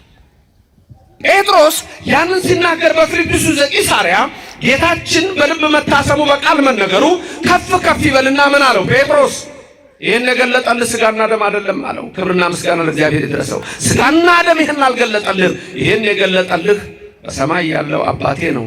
ይህን የገለጠልህ የባሕርይ ሕይወቴ መንፈስ ቅዱስ ነው ብሎ ክርስቶስ ጴጥሮስ ምን አለው? አንተ አለት ነህ አለው። ስምህ ኬፋ ሳይሆን ጴጥሮስ አለት ተብሎ ይጠራል አለው። በዚች አለት ላይ ቤተክርስቲያን እንሰራለሁ አለው። አለቱ የማዕዘኑ ራስ የተመረጠው የከበረው ኢየሱስ ነው። በኢየሱስ ላይ ነው እቺ ቤተክርስቲያን የምትሰራው። በዚህ ቤተክርስቲያን ያደረገን እግዚአብሔር ስሙ የተመሰገነ ይሁን። ከማን ነው ስጋ የሆነው? ከማን ነው ሰው የሆነው? የከበረውን የተመረጠውን ራስ ድንጋይ የት ነው የማኖረው? በጽዮን። ክብርና ምስጋና ለእግዚአብሔር ይድረሰው። በየት አኖረዋለሁ? ጽዮን ማለት ምን ማለት ነው? ጽዮን መጠጊያ። ለምሳሌ አንዳንድ ሰዎች ምን ይላሉ? እክትዋ ለጽዮን ወቀፈዋ ይላል። ወቀፈዋ ዳዊት ጽዮንን ከበቧት እቀፏት ይላል። በሌላ ስፍራ ደግሞ እግዚአብሔር ጽዮንን እንደመረጣት ይናገራል። እስመ አርያ እግዚአብሔር ለጽዮን ወአብደራ ከመ ትኩኖ ማኅደሮ ዛቲ ይእቲ ምዕራፍየ ለዓለም። እነሆ እግዚአብሔር ጽዮንን መርጧታልና፣ እስመ አርያ እግዚአብሔር ለጽዮን መርጧታልና። ምን ብሎ ነው የመረጣት? ተመልከቱ፣ ምን ብሎ መረጣት? ማደሪያው ትሆን ዘንድ መረጣት። መዝሙር 86 ላይ ታገኙታላችሁ። ማደሪያው ትሆን ዘንድ መረጣት። ምን ብሎ? ለመቼ? ለዘላለም ማረፊያ ናት። ለዘላለም ድንግል ማርያም ወላዲተ አምላክ ተብላ የምትጠራው ለዚህ ነው። እመብርሃን ተብላ የምትጠራው ለዚህ ነው። የመረጣት እግዚአብሔር ነው። እኔና እናንተ አይደለም የመረጥናት፣ እግዚአብሔር ነው የመረጣት። በመኃልየ መኃልይ ሶሎሞን ላይ ምን ይላል? ለወለደቻት አንዲት ናት፣ ለመረጣትም አንዲት ናት፣ ለመረጠቻትም አንዲት ናት፣ ለሐና አንዲት ናት፣ ለኢያቄም አንዲት ናት። እንደውም ለሐናና ለኢያቄም አይደለም፣ ድንግል ማርያም የስለት ልጅ ነች አይደል? ነች አይደለችም? የስለት ልጅ ነች። የማን ነች የስለት ልጅ? ማን ነው መጀመሪያ የተሳለው? ማን ነው የተሳለው? እሷን ለማግኘት አባቷ ማን ነው? እናቷስ? ሐና። መጀመሪያ የተሳሉት እነሱ ናቸው። መጀመሪያ የተሳሉት የስለት ልጅ የምትባለው የአዳምና የሔዋን የስለት ልጅ ነች እመቤታችን። መጀመሪያ የአዳምና የሔዋን ነች እሷ። ምክንያቱም እግዚአብሔር ነግሯቸዋል። በሐሙስ ዕለት ወበመንፈቃለ ዕለት እትወለድ እምወለተ ወለትከ ብሎ ከ5 ቀን ተኩል በኋላ ከልጅ ልጅ ተወልጄ አድንሃለሁ አለው። አዳምና ሔዋን እኮ ከገነት ሲወጡ እግዚአብሔር ያችን ገነት ሲያስጠብቅላቸው ተስፋ አድርገው የወጡት ስም ማርያምን ነበር። ቀላል ጥያቄ ከዚህ በፊት ጠይቃችሁ ሊሆን ይችላል። ሌሎቻችሁም ይሄን መልስ መልሱ። አዳም ለሚስቱ ስም አወጣ። ማ ብሎ ጠራት? ሔዋን ብሎ ጠራት። ከመውደቃቸው በፊት ነው ከወደቁ በኋላ ነው ሔዋን ያላት? እቺን ያዟት ሁልጊዜ። በቃ ቀላል ነገር ነች። ስም ያወጣላት መቼ ነው? ከመውደቃቸው በፊት ነው ያወጣላት? ከወደቁ በኋላ ነው ያወጣላት? ከመውደቃቸው በፊት። ሔዋን ማለት ምን ማለት ነው ግን? ትርጉሙ ሔዋን ማለት ትርጉሙ ከኔ ቀጥላችሁ ተናገሩ። የሕያዋን ሁሉ እናት። የሔዋን ስም ምን ማለት ነው? የሕያዋን ሁሉ እናት። ይሄን ስም ያወጣላት ከመውደቃቸው በፊት ከመውደቃቸው በኋላ የሚለው ላይ ምን ተስማማ? እናንተስ በየቤታችሁ ያላችሁ አሁን በዚህ በሁሉም የምትከታተሉ ምን ይመስላችኋል? ስጡኝ መልስ እስቲ። ከመውደቃቸው በፊት ማንም ስለማያችሁ ምልክት ስጡኝ። ከመውደቃቸው በፊት ነው የምትሉ ምልክት ስጡኝ። ከመውደቃቸው በፊት ነው የምትሉ ምልክት ስጡኝ። እሺ። ከመውደቃቸው በኋላ ነው የምትሉ ምልክት ስጡኝ። ከወደቁ በኋላ ነው። እሺ። ሌሎቻችሁ እኔ ምን አገባኝ የምትሉ ትመስላላችሁ። ምክንያቱም አላወጣችሁ ምልክት አልሰጣችሁኝም። ድምፅ ዋግላ ይሰማላል። ሌሎቻችሁ ምን ናችሁ? ካሉ ያልሆናችሁት ምን የምናውቀው ነገር የለም ነው። እሺ። ለማንኛውም አዳም ለሚስቱ ሔዋን ብሎ ስም ያወጣው ከወደቁ በኋላ ነው። አሁን ጥያቄ የሚከተለው እንዴት ከወደቁ በኋላ በእሷ ምክንያት ዕፀ በለስም በልቶ እንዴት ነው አንቺ የሔዋን እናት ብሎ ስም ያወጣላት? እዚህ ላይ ነው መጠርጠር። አያችሁ? ከወደቁ በኋላ እንዴት ብለው ነው እንዴት ብሎ ነው ሔዋንን የሕያዋን እናት ያላት? አያችሁ? ምክንያቱም እግዚአብሔር የነገረው ነገር አለ። ይሄንን ቅዳሴ ላይ ስታስቀድሱ አንቲ ውእቱ ተስፋሁ ለአዳም አመ ይሰደድ እምገነት የሚል ሰምታችኋል። አዳም ከገነት በተሰደደ ጊዜ ተስፋው አንቺ ነሽ የሚል አልሰማችሁም? የኔና የእናንተ ሁሉ ተስፋ ናት መብርሃን ምስጋና ይድረሳት። በገብርኤል የምትመሰገን በኤልሳቤጥ የምትመሰገን በእኔና በእናንተ አንደበትም የተመሰገነ ይሁን። ከወደቁ በኋላ ሔዋን ያለ ምክንያት ድንግልን እያየ ነው። ለዚህ ነው አባ ሕርያቆስ ተስፋው አንቺ ነሽ ለአዳም ለሔዋንም ተስፋ አንቺ ነሽ የሚላት። አሁን የከበረው የተመረጠው የማዕዘን ራስ ድንጋይ ማን ነው? ተስማምተናል። ማን ነው? ስሙን ንገሩኝ። ኢየሱስ ክርስቶስ። ይሄን የከበረ የማዕዘን ራስ ድንጋይ በጽዮን አኖራዋለሁ አለ። ጽዮን አሁን በዚህ ሰዓት ማናት? እመቤታችን። ኢየሩሳሌም ልትሆን ትችላለች ጽዮን። አንዳንድ ሰዎች ድሮ ምን ይሉ ነበር? በጽዮን በእግሮቿ የእግሮቿን ትቢያ ይልሳሉ የጽዮን የሚል ቃል ነበር። ወይም ደግሞ ለጽዮን ይሰግዳሉ የሚል ቃል አለ። አሁን ይሄን ቃል ለድንግል ማርያም አይደለም የሚሉና እና ለምንድን ነው ሲባል እስራኤል ሀገር ጽዮን የሚባል ተራራ አለ ይላሉ። ምክንያቱም እነሱ የሚፈልጉት ምንድነው? አንተ ለድንግል ማርያም ስትሰግድ፣ አንቺ ለድንግል ማርያም የጸጋ ያክብሮት ስግደት ስትሰግዱ እንዳትሰግዱ ነው የሚፈልጉት። ስለዚህ ምን ይላሉ? ጽዮን እኮ የተባለችው ድንግል ማርያም አይደለችም፣ እዛ ተራራ አለ። ለዛ ተራራ ሄደው ሰግደው ያውቃሉ እነሱ? ለተራራው ተመልከቱ። ስለዚህ የከበረውን የተመረጠውን የማዕዘን ራስ ድንጋይ በጽዮን አኖራል። ጽዮን ማለት መጠጊያ ነው። እመቤታችን የሁላችንም መጠጊያ ናት። በምልጃዋ እንጠጋታለን፣ በክብሯ እንጠጋታለን። ራሱ ዮሐንስ ወንጌል ስትመለከቱ ምዕራፍ 19 ላይ እንደተጻፈ ከቁጥር 25 ስታዩ እመቤታችን በመስቀሉ ስር በነበረች ሰዓት ምን አለ ዮሐንስን? እናትን እጁት። በቃ ድንግል ማርያም እናቴ ናት። ስሙ የተመሰገነ ይሁን። እግዚአብሔር በረድኤት በቸርነት አይለየን። እናት አድርጎ ይሰጣል። የመረጣ ራሱ እግዚአብሔር ነው። ስለዚህ ጽዮን እመቤታችን ነች። በእርሷ እኖራለሁ ማለት በማህፀኗ ያድራል። ከስጋዋ ስጋ ከነፍሷ ነፍስ ይነሳል። ሰው ሆኖ በዚህ ምድር ላይ እግዚአብሔር ተወለደ። የተወለደው ከድንግል ማርያም ነው። ስለዚህ የአንደኛ ጴጥሮስ ምዕራፍ 2 ቁጥር 6 ቁጥር 7 ቁጥር 8 ነው ትምህርታችን ቤት ስትገቡ የምትመለከቱት። ስለዚህ ይሄን የከበረ የማዕዘን ራስ ድንጋይ በጽዮን አኖራለሁ፣ በእርሱ የሚያምን አያፍርም። እንግዲህ ክብሩ ለእናንተ ለምታምኑት ነው። ለማያምኑ ግን አናጢዎች የጣሉት ድንጋይ የማሰናከያ የእንቅፋት አለት ሆነ። አናጢዎች እነማን ናቸው ነው? አናጢዎች የጣሉት ድንጋይ። ይሄንን የት ታገኛላችሁ? የማቴዎስ ወንጌል ምዕራፍ 21 ላይ ታገኛላችሁ። የማቴዎስ ወንጌል ምዕራፍ 21 ላይ ክብር ይግባውና ጌታችን መድኃኒታችን ኢየሱስ ክርስቶስ አንድ ምሳሌ ነገራቸው። ምን የሚል ምሳሌ? አንድ ሰው ነበረ፣ ወይን ተከለ፣ ቅጥር አደረገ። ከዛ በኋላ ለገበሬዎች ሰጠ። ከዛ ባሮቹን ላከና ፍሬ አምጡ አላቸው። እነዛ ገበሬዎች የተላኩትን ግማሾቹን ገደሏቸው፣ ግማሾቹን ደበደቧቸው፣ ግማሾቹን ገረፏቸው። እንደገና አብዝቶ ላከ ይላል። አሁንም ማነብላችሁ ማቴዎስ 21 ላይ ነው። እንደገና አብዝቶ ላከ። አብዝቶ ሲልክ አሁንም እነዛን ምን አደረጉ? ገደሏቸው፣ ደበደቧቸው፣ ወገሯቸው፣ ገረፏቸው።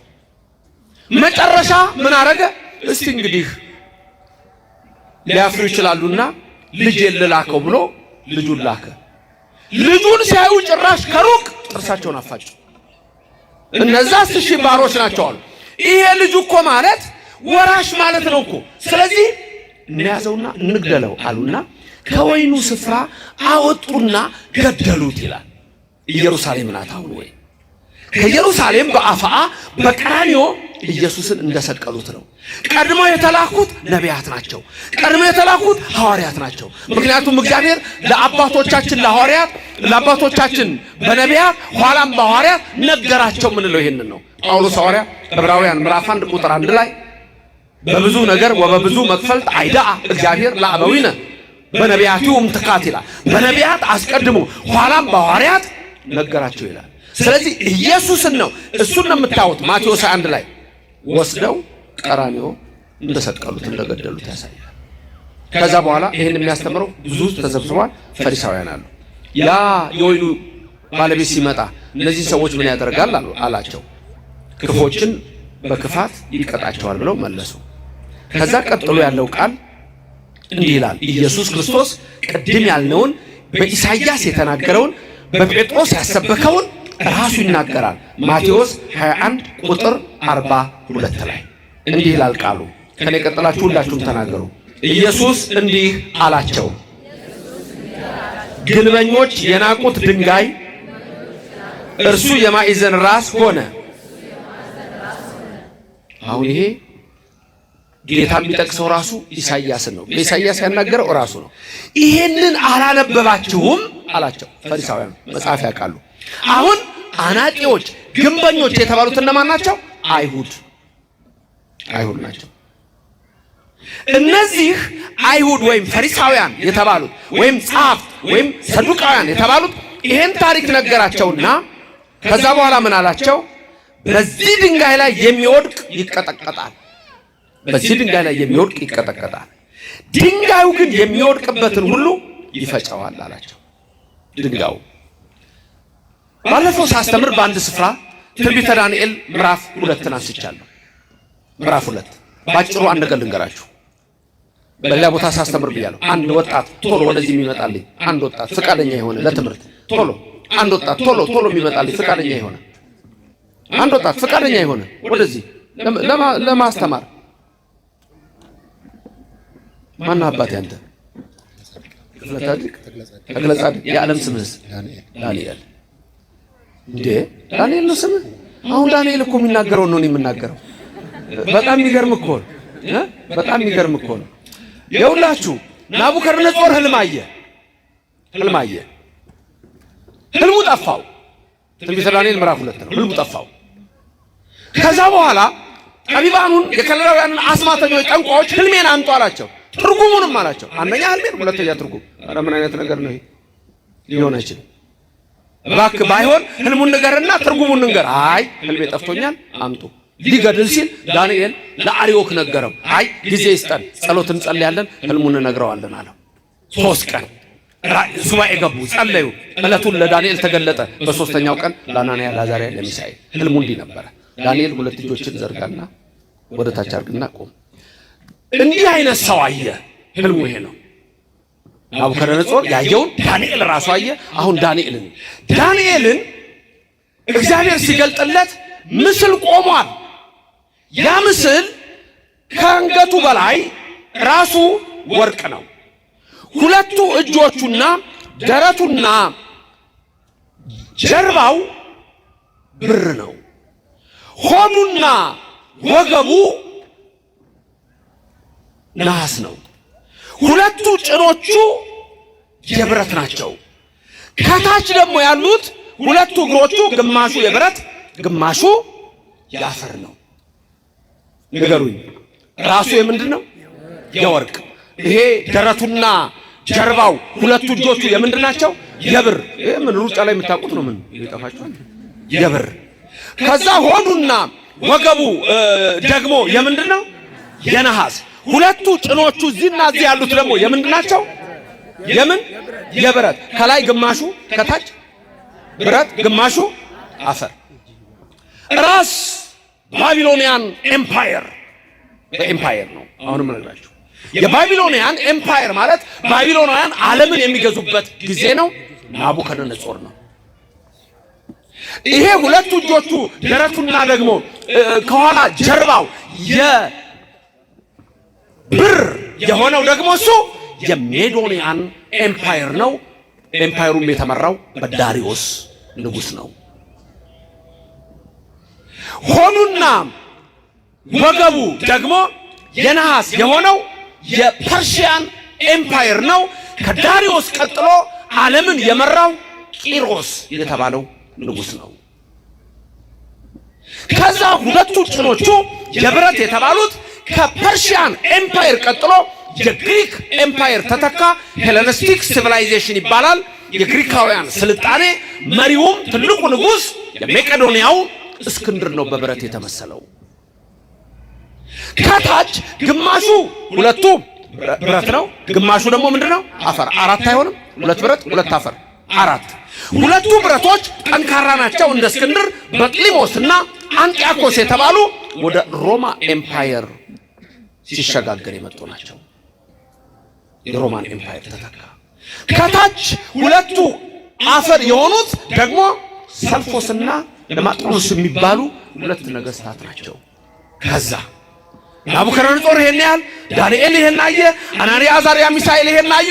ከዛ ዳንኤል ያየው ልክ ናቡከደነጾር እንደተገለጠለት ከአንድ ተራራ ላይ አንዲት ትንሽ ድንጋይ መጣች። ከታች መታችሁ።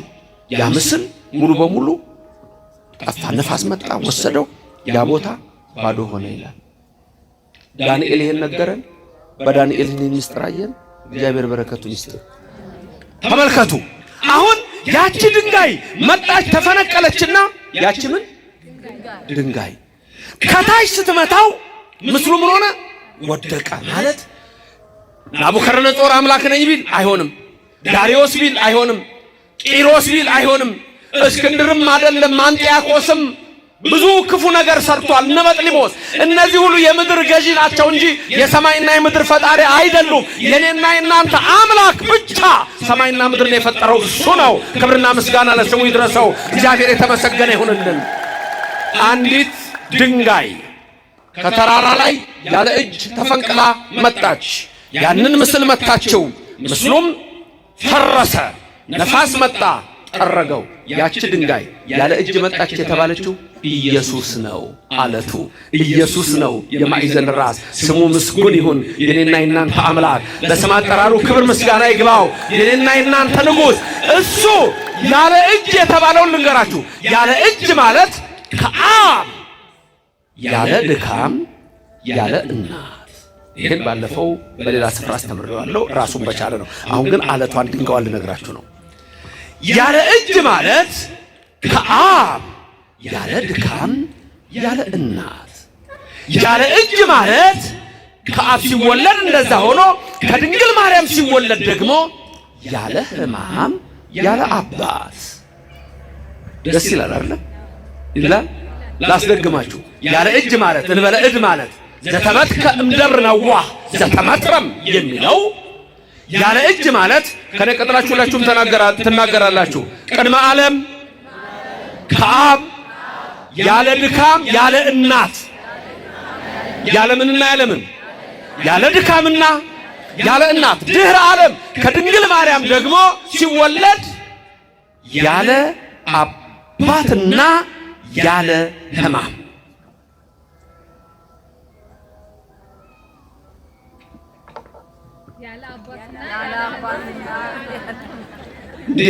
ያን ብቻ እንደ ሰማይ ነው ያላችሁት ለካ ግድ የለም። እዚህ መጥቶ አላምራ ኑ አብራችሁ ኑ። የሰማዩን ተናግራችሁ የምድሩን ዝም አላችሁ። የሰማይ ቤት ይስጣችሁ እግዚአብሔር። ግድ የለም ላስደግማችሁ ነው እንግዲህ። አሁን ይቅርታ ምን ላድርግ? ቅድመ ዓለም ከአብ ያለ ድካም ያለ እናት ድህረ ዓለም ከድንግል ማርያም ያለ ሕማም ያለ አባት ሁለት ልደት አለው። ምን ነው ኢየሱስ ይሄ ነው። ክብርና ምስጋና ለስሙ ይድረሰው። እግዚአብሔር የተመሰገነ ይሁን። አንዳንድ ሰዎች የሁለት ልደት ትምህርት ስለማይገባቸው በተለይ በአንዳንድ ስፍራ ጎጃም ውስጥም በሌሎችም ስፍራዎች በአንዳንድ ቦታ ቅባትና ጸጋ የሚል ነገር ትሰማላችሁ። ኢትዮጵያ ውስጥ ቅባትና ጸጋ ከሁለት ልደት ተጨማሪ ሌላ ልደት አለው የሚል ትምህርቱ አገራችን ውስጥ ይምጣ እንጂ ካቶሊኮች የዘሩት ትምህርት ነው። የምንፍቅና ትምህርት ነው። ሊወገዝ የሚገባው ትምህርት ነው።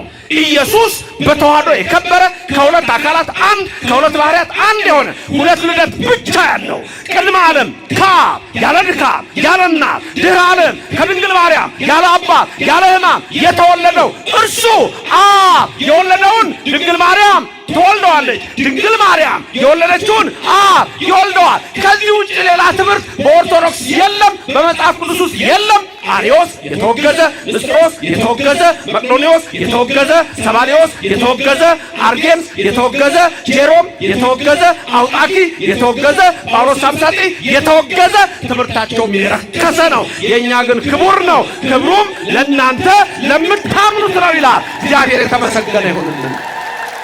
ክብሩ ለማን ነው? ለእኛ ለምናምነው። ክብሩ ለማን ነው? የድንጋዩን እኮ ነው የምላችሁ። አናጢዎቹም አጣሉት፣ ግንበኞቹም አናቁት። ያቺ ድንጋይ ምን ሆነች መጨረሻ? ለናቡከደነፆር ዳንኤል ሲነግረው እናንተ አምላክ አይደላችሁም አለው። ይመጣል አለው። ይሄ ዘመን ካለፈ በኋላ አለው በሮማውያን ዘመን ክርስቶስ ይወለዳል። እሱ ቅድመ ዓለም አምላክ ነው። አሁን ደግሞ ወደፊት ዳንኤል ይሄን ከተናገረበት ከብዙ ዓመታት በኋላ ከድንግል ማርያም እንደሚወለድ ነገራቸው። በሮማውያን ዘመን ያቺ ድንጋይ ፈጨችው፣ ነፋስ መጣ፣ ስልጣን እግዚአብሔር ጠረገው፣ ቦታው አልታወቀም፣ ስም አጠራራቸው የለም። ያቺ ድንጋይ ይላል ተመለሰችና ዓለምን ሁሉ መላች ይላል። ድገሙት። ያቺ ድንጋይ ተመለሰችና ዓለምን ሁሉ መላች። በሳምር ሲካር ከቀኑ 6 ሰዓት አንድ ሴት ውሃ ልትቀዳ መጣች ይላል ዮሐንስ ወንጌል ምዕራፍ 4። ያቺ ድንጋይ ዓለምን ሞላች። ከቀኑ 6 ሰዓት ውሃ ልትቀዳ የመጣችውን የሳምር ሲካር ያችን ምስኪን ሴት ኢየሱስ ክርስቶስ አነጋገራት። ውሃ ጠጭኝ አላት። አንተ አይሁዳዊ አይደለህም እንዴ? ከኔ እንዴት ውሃ ትለምናለህ? ክርክሩን ልተው፣ መጨረሻ የሕይወት ውሃ ሰጥሻለሁ አላት። የሕይወት ውሃ ይስጣችሁ። ምን ይስጣችሁ? የሕይወት ውሃ ሰጥቶናል እኮ። ከገኖ ነው የፈሰሰውን እኮ እንጠመቅበታለን ማይገቡ ይባላል። ስጋውና ደሙን እኮ ሁሌ እንቀበለዋለን። በዚህ እየመጣን እኮ ተሰጥቶናል እኮ ወገኖቼ፣ ተሰጥቶናል እኮ። ስጋው ደሙ ትቀበላላችሁ? እስቲ ስጋው ደሙ የተቀበላችሁ ምልክት ስጡኝ። ስጋው ደሙ የተቀበላችሁ። እሺ፣ ያልተቀበላችሁ ብዙዎቹ ከሌላ እምነት ነው እንደመጡት። አልተቀበልንም እኮ አሉ። አልተግባባንም።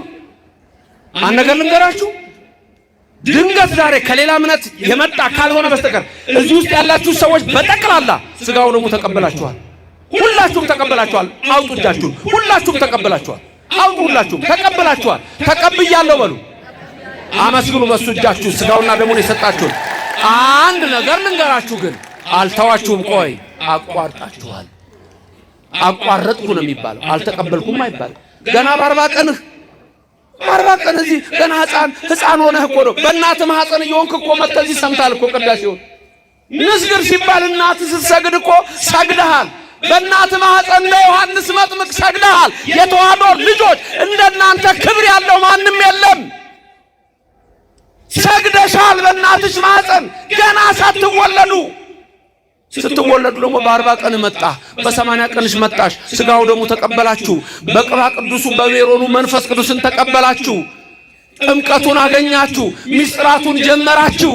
እናንተ የታደላችሁ ናችሁ የተዋሕዶ ልጆች። ክብርና ምስጋና ለእግዚአብሔር ስጡት፣ ለአምላካችሁ አድርሱት። ተቀበላችኋል፣ ግን አቋርጣችኋል። አቋርጫለሁ ነው የሚባለው። ስጋው ደግሞ የተቀበላችሁ በቃ ተስማምተናል። ይሁን ሊቃውንት ተስማማን። አያችሁ በቃ ተስማምተን ምን ያስማማን እግዚአብሔር። አንድ ያድርገን እግዚአብሔር። ተቀበላችኋል፣ ግን አቋርጣችኋል። እሱን ከመምህሮቻችሁ ጋር ተነጋገሩ። ለምን እንዳቋረጣችሁ ፈራችሁ እንዴ? እጄን ከአፋዊ ልፍ ንጹሕ እንዳደረግኩ ደፍራችሁ ወደ ክርስቶስ ደም ብትቀርቡ እኔ ስለ እናንተ መተላለፍ የለብኝም። ደፍራችሁ ወደ ክርስቶስ ሥጋና ደም ብትቀርቡ እያለ የሚናገረው አለ ካህኑ። እጄን ከአፋዊ ልፍ ንጹሕ እንዳደረግኩ እያለ እሱ ነው የሚያስፈራችሁ ነው? ሌላ ምን ያስፈራችኋል? ምን ያስፈራችኋል? አትሰርቁም ማለት አታጭበረብሩም ማለት ታዲያ ለምን ደግሞ አትቀበሉት? ስጋው ደግሞ ከኃጢአት ነጽቼ ነው የምትሉት? ንገሩኝ እስቲ እውነቱን። እነሱ ካህናቱ ሳይሰሙ ከኃጢአት ነጽታችሁ ነው የምትቀበሉት? እስከ ዘላለም አትነጻም። ቁርጥህን እነግርሃለሁ፣ አትነጭም። ግን ቆይ ዛሬ የለበሳችሁት ልብስ 1 ወር ልበሱት በየቀኑ ይቆሻል አይቆሽም? ካጠባችሁትስ ታዲያ አንጻና መድኃኔዓለም ሕጽበኒ ወአንጻኒ ማጥያቴ ከኃጢአቴ ጠበኝ ነጻለሁ እኮ ነው ወገኖቼ። ዝም ብሎ የሚያስፈራራ ትምህርት የላትም ኦርቶዶክስ። ድንገት አንዳንድ ባህታዊና ያልገባው ሰው ከሰማችሁ ነው የምትደነግጡት። ኦርቶዶክስ ክርስቶስ ኑ ነው የሚለው። ጭራሽ እስቲ ይሄን ቃል ስሙት እስቲ የከበረው ማለት ምን እንደሚል ስሙት። ቆይ እናንተም ድገሙት። እኔ የመጣሁት ለጻድቃን ሳይሆን ለኃጢአተኞች ነው። ጻድቃን እጃችሁን አውጡ። ጻድቃን የሆናችሁ እጃችሁን አውጡ። ተው ኃጢአተኛ የሆናችሁ እኔ ነኝ፣ አንደኛ እኔ ነኝ። ኃጢአተኛ የሆናችሁ ለማን ነው የመጣው? ክርስቶስ ለኛ። ክብር ምስጋና ይግባው፣ እግዚአብሔር የተመሰገነ ይሁን። ያ ምናሴ የሕዝቅያስ ልጅ ነው። በእርጅናው የወለደው እድሜ ከተጨመረለት በኋላ የወለደው ምናሴ የደጉ የሕዝቅያስ ልጅ ንጉሥ ሆኖ ሳለ 22 ዓመት አንድ ቀን እግዚአብሔርን ጠርቶት አያውቅም። ልንገርህ፣ ጠላት መጣና በብረት ቀፎ ውስጥ አድርገው አሶር ወሰዱት። ከዛ በኋላ ብረት ቀፎ ውስጥ ሆኖ አሁን እግዚአብሔርን አሰበው። 22 ዓመት እኮ አንድ ቀን አልጠራው። ብረት ቀፎ ውስጥ በቁመቱ ነው የሰሩት። ብረት ቀፎ ውስጥ ሄደው በቀን ሐሩር በሌሊት ቁር እንዲሰቃይ እዛ ውስጥ ሆኖ ምን እንዳለ ልንገራችሁ። ታውቁታላችሁ ያለውን የምናሴ ጸሎት እኮ አለ። እዛ ውስጥ ቆሞ ምን እንዳለ ሙሉ በሙሉ ብረት ውስጥ ነው ያስገቡት። ምንድን ነው ያለው? የሚያስታውስ ሰው አለ? ከኔ ቀጥላችሁ በሉ። እግዚአብሔር ሆይ ንስሐን የሰራሃት ላልበደሉህ አይደለም፣ ለኔ ለኃጢአተኛው ነው። አሁን በጉልበቴ ልሰግድልህ አልችልም፣ በልቤ ጉልበት ግን እሰግድልሃለሁ አምላኬ። ክብር ምስጋና ይግባው እግዚአብሔር። ምናሴ ይሄንን ሲናገር ምናሴ እግዚአብሔር ሰማው ይላል። አይሰማህም አንተ? አይሰማሽም አንቺ? አይሰማንም ወይ? ይሰማናል። ሚካኤልን ላከለት ይላል። ያንን የብረት ቀፎ ያዘና መለሰና አገሩ አገባውና ከብረት ቀፎ ውስጥ አወጣው። ከእስራት ያውጣችሁ፣ ከኃጢአት ያውጣችሁ፣ ከበደል ያውጣችሁ፣ ከርኩሰት ያውጣችሁ፣ ከጣዖት ያውጣችሁ፣ ከምንፍቅና ያውጣችሁ፣ ከጨሌ ያውጣችሁ፣ ከዛር ያውጣችሁ፣ ከጫት ያውጣችሁ፣ ከሲጋራ ያውጣችሁ፣ ከሱስ ያውጣችሁ፣ ከሺሻ ያውጣችሁ። ኑ ወደ ቤቱ ግቡ፣ ተቀደሱ። እግዚአብሔር ይሄንን ነው የሚፈልገው። ለኔ ነው የመጣው፣ ላንተ ነው፣ ላንቺ ነው። እኔ የመጣሁት ለጻድቃን አይደለም፣ ለበሽተኞች ነው። በሽተኞች መድኃኒት ያስፈልጋቸዋል። ሰጠን ስጋና ደሙን። ክብርና ምስጋና ለእግዚአብሔር ይድረሰው፣ ስሙ የተመሰገነ ይሁን። ታዲያ ለምንድን ነው የማትቀበሉት? ስጋው ደሙ መድኃኒት ከሆነ እንዳልኩ ከኃጢአት አትነጻ። ሶስት ነገሮች ልንገራችሁ፣ ግጥም እንደ ግጥም ያዟቸው። ሻ ሶስት ደግሞ ልሳን እንዳይመስልህ። እችን ሰምቶ መምህር ዘበነ ልሳን ተናገረ እንዳይል ደግሞ ያ ከዚህ ቤት የወጣው የርኩሰት ልጅ የባቢሎን የጋለሞታይቱ ርኩሰት ጡት ጠቢ ክፉዎች፣ ከእግዚአብሔር የራቁ፣ ለእግዚአብሔር ክብር ለኢየሱስ ክብር የሌላቸው፣ ለድንግል ማርያም ክብር የሌላቸው፣ ለመላእክት ክብር የሌላቸው፣ ራሱ ኢየሱስን ግንበኞቹ ሲንቁት አብረው የናቁ የሰቀሉ አሉ። ዛሬ ሶስት ነገሮች የሥጋው ደሙ ጥቅም ድገሙ። ለኃጢአት መደምሰሻ፣ ለአጋንንት ድል መንሻ፣ ለመንግሥተ ሰማያት መውረሻ። በቃ ታዲያ ምን ትፈልጋለህ? ምንድን ነው ያልኩት? አንድ ለኃጢአት ሻ ነው ብያለሁ። መጨረሻው ግጥሙን ነገርኳችሁ። አንድ ለኃጢአት፣ ሁለት ለአጋንንት፣ ሶስት ለመንግሥተ ሰማያት። ታዲያ እሱ አይደለም ለሥጋው ደሙ። ሰሞኑን ሁሉ ስል ነበር በየቦታው አይደል? እነዚህ ምስክሮች ናቸው። እነዚህ እንደው ወደ ቁርባኑ ስትመጡ ሁሌም የሚደጋገመው ነገር ስለሆነ ብዬ እኮ ነው። እስመ ኃያል አንተ እኩት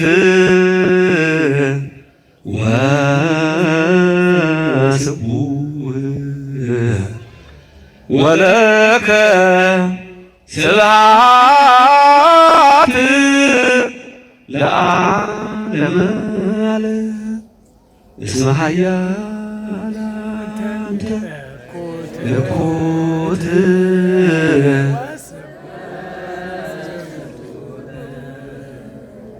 ወለከ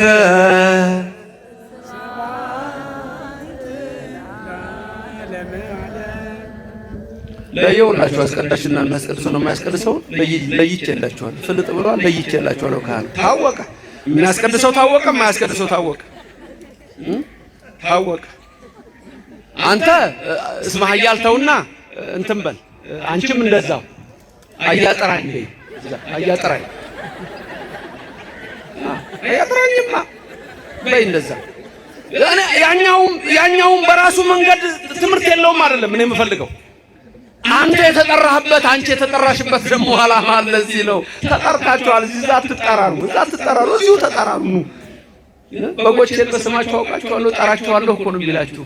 ግልገሎቼን፣ ጠቦቶቼን፣ ሕፃናቱ ሁሉ እስቲ ተናገሩ እኔ የመጣሁት አለ ክርስቶስ ለጻድቃን ሳይሆን ለኃጥአን፣ ለጤነኞች ሳይሆን ለበሽተኞች ናልን ኢየሱስ ክርስቶስ። እኛ በሽተኞች ኃጢአተኞች እናከብርሃለን። አናጢዎች ግን ናቁት፣ ግንበኞች ግን ናቁት። ያቺ ድንጋይ ታዲያ ምን ሆነች ነው ያለው? ዓለምን ሁሉ ምን አረገች?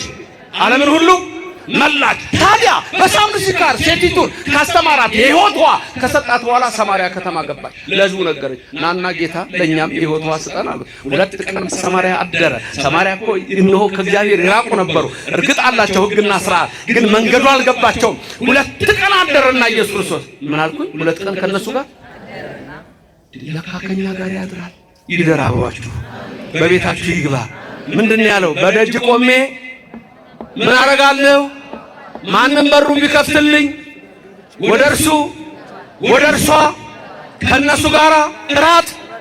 ምን አይነት አምላክ ነው ያለን! ምስጋና ይግባህ አንተ የድንግል ማርያም ልጅ፣ ስምህ የተመሰገነ ይሁን ለዘላለም። እቤታችሁ እገባለሁ። ይሄ ነው እኮ ችግራችን። እኛ አልገባንም፣ ርቀን ያለ ነው። እሱ እኮ ቀረቡ ሀቤሁ ወያበርህ ለክሙ፣ ወደ እሱ ቀረቡ ያበራላችኋል፣ ያበራላችሁ። ደግሞ አለች አይደል እናቱ፣ እሷ ብርሃን አይደለም እንዴ? እሱ አነ ውእቱ ብርሃኑ ለዓለም አላለም እንዴ? ዮሐንስ ወንጌል 8:12 ላይ አላለም? እኔ ዓለም ብርሃን ነኝ አላለም ብሏል እኮ። ስለዚህ እሷ ደግሞ መብርሃን ነች። መብርሃን ከሁላችሁ ትሆንላችሁ። ኪዳነ ምሕረት በኪዳኗ የመንግስቱ ወራሽ ታደርጋችሁ። 3 ጥቅም አለው አልን። ስጋው ደግሞ 1 የኃጢአት ምን ማርያ፣ 2 የአጋንንትን ድል ማንሳት አትፈልግም። ስጋው ደግሞ ኃጢአትን ተናግረው አጨርሰው ትቀርባለህ። የምታውቀውን በድፍረትም በስተትም እግዚአብሔር ይፍታይልሃል፣ ትፈታለህ። ወደ ስጋው ደግሞ ትቀርባለህ። የቀረውን ደግሞ ስጋውና ደግሞ በህይወት ይስተካከላል። ስለዚህ ህይወታችሁ ሁሉ በዚህ ሁሉ 3 የመንግስተ ሰማያት ወረሻ። መንግስቱን የምንኖር ሰው ምንድነው? እግዚአብሔር። ሌላም ቦታ ገና ቅዳሴ ሲጀመር ሲገባ ሁሉ ዘገብራ እየተባለ ይበል ፈላሲ ዘገባ ሀበ እግዚአብሔር ነው የሚለው። በዚህ የገባ ፈላሲ ነኝ አይበል፣ ውጡ ነኝ አይበል አትበይ። እዚህ ከገባችሁ እንወጣለን አትበሉ። እዚች ወደ ኦርቶዶክስ ከገባችሁ በኋላ ያ የክብር አምላክ ያ የሰማርያ ሰዎችን አስተምሮ ምን አሉት እነሱ? በእውነት አንተ የዓለም መድኃኒት ነህ አሉት። የአንዲት አገር፣ የአንዲት ሰፈር፣ የአንድ ጎሳ፣ የአንድ ቀበሌ አይደለም። ኢየሱስ ክርስቶስ የዓለም ሁሉ መድኃኒት ነው። ያቺ ድንጋይ ዓለምን ሁሉ መላች ይላል። ወደ እሱ ቅረቡ፣ ወደ ቤቱ ግቡ። የዛን ጊዜ የዘላለም ሕይወት ትወርሳላችሁ። ያድርግልን፣ ያድርግላችሁ። ኃጢአታችንን ሁሉ በደላችን ይደምስስልን። ቅዳሴ ላይ 2ቱ ካህናት ይወጡና 3ቱ ዲያቆናት በዋናው ልኡካን ካህናቱ 2 ሆነው ዲያቆናቱ በዛ ሆነው ከመነበቡ በፊት ቅዱስ ጳውሎስ የሚባሉት እዚህ ይላችኋል። ስብሐት ወክብር ለስሉስ ይደሉ ይላል። የካህናት ነው። ይሄ እናንተ ድርሻ ነው። የራሳችሁን በሉ ይደሉ ሙላሙ ለካቺ ቀለም ከብዳቸው ነው። እቺን ይችላል፣ እቺን ይችላል፣ እቺን ይችላል።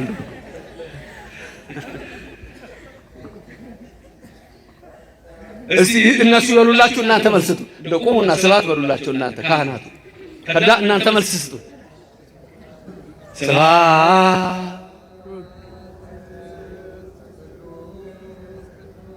ይደሉ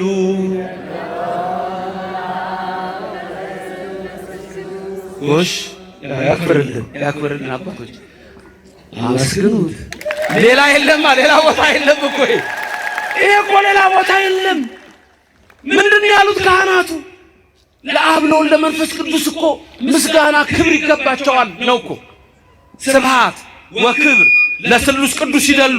ለስሉስ ቅዱስ ቅዱስ ስሉስ ተብሎ ለሚመሰገን ለስላሴ ለእግዚአብሔር ስብሐት ምስጋና ሲሉ እናንተ ደግሞ ምን አሉ? ምን አላችሁ? ይደሎሙ ይገባቸዋል አላችሁ። ለማለማ ነበር ያላችሁት?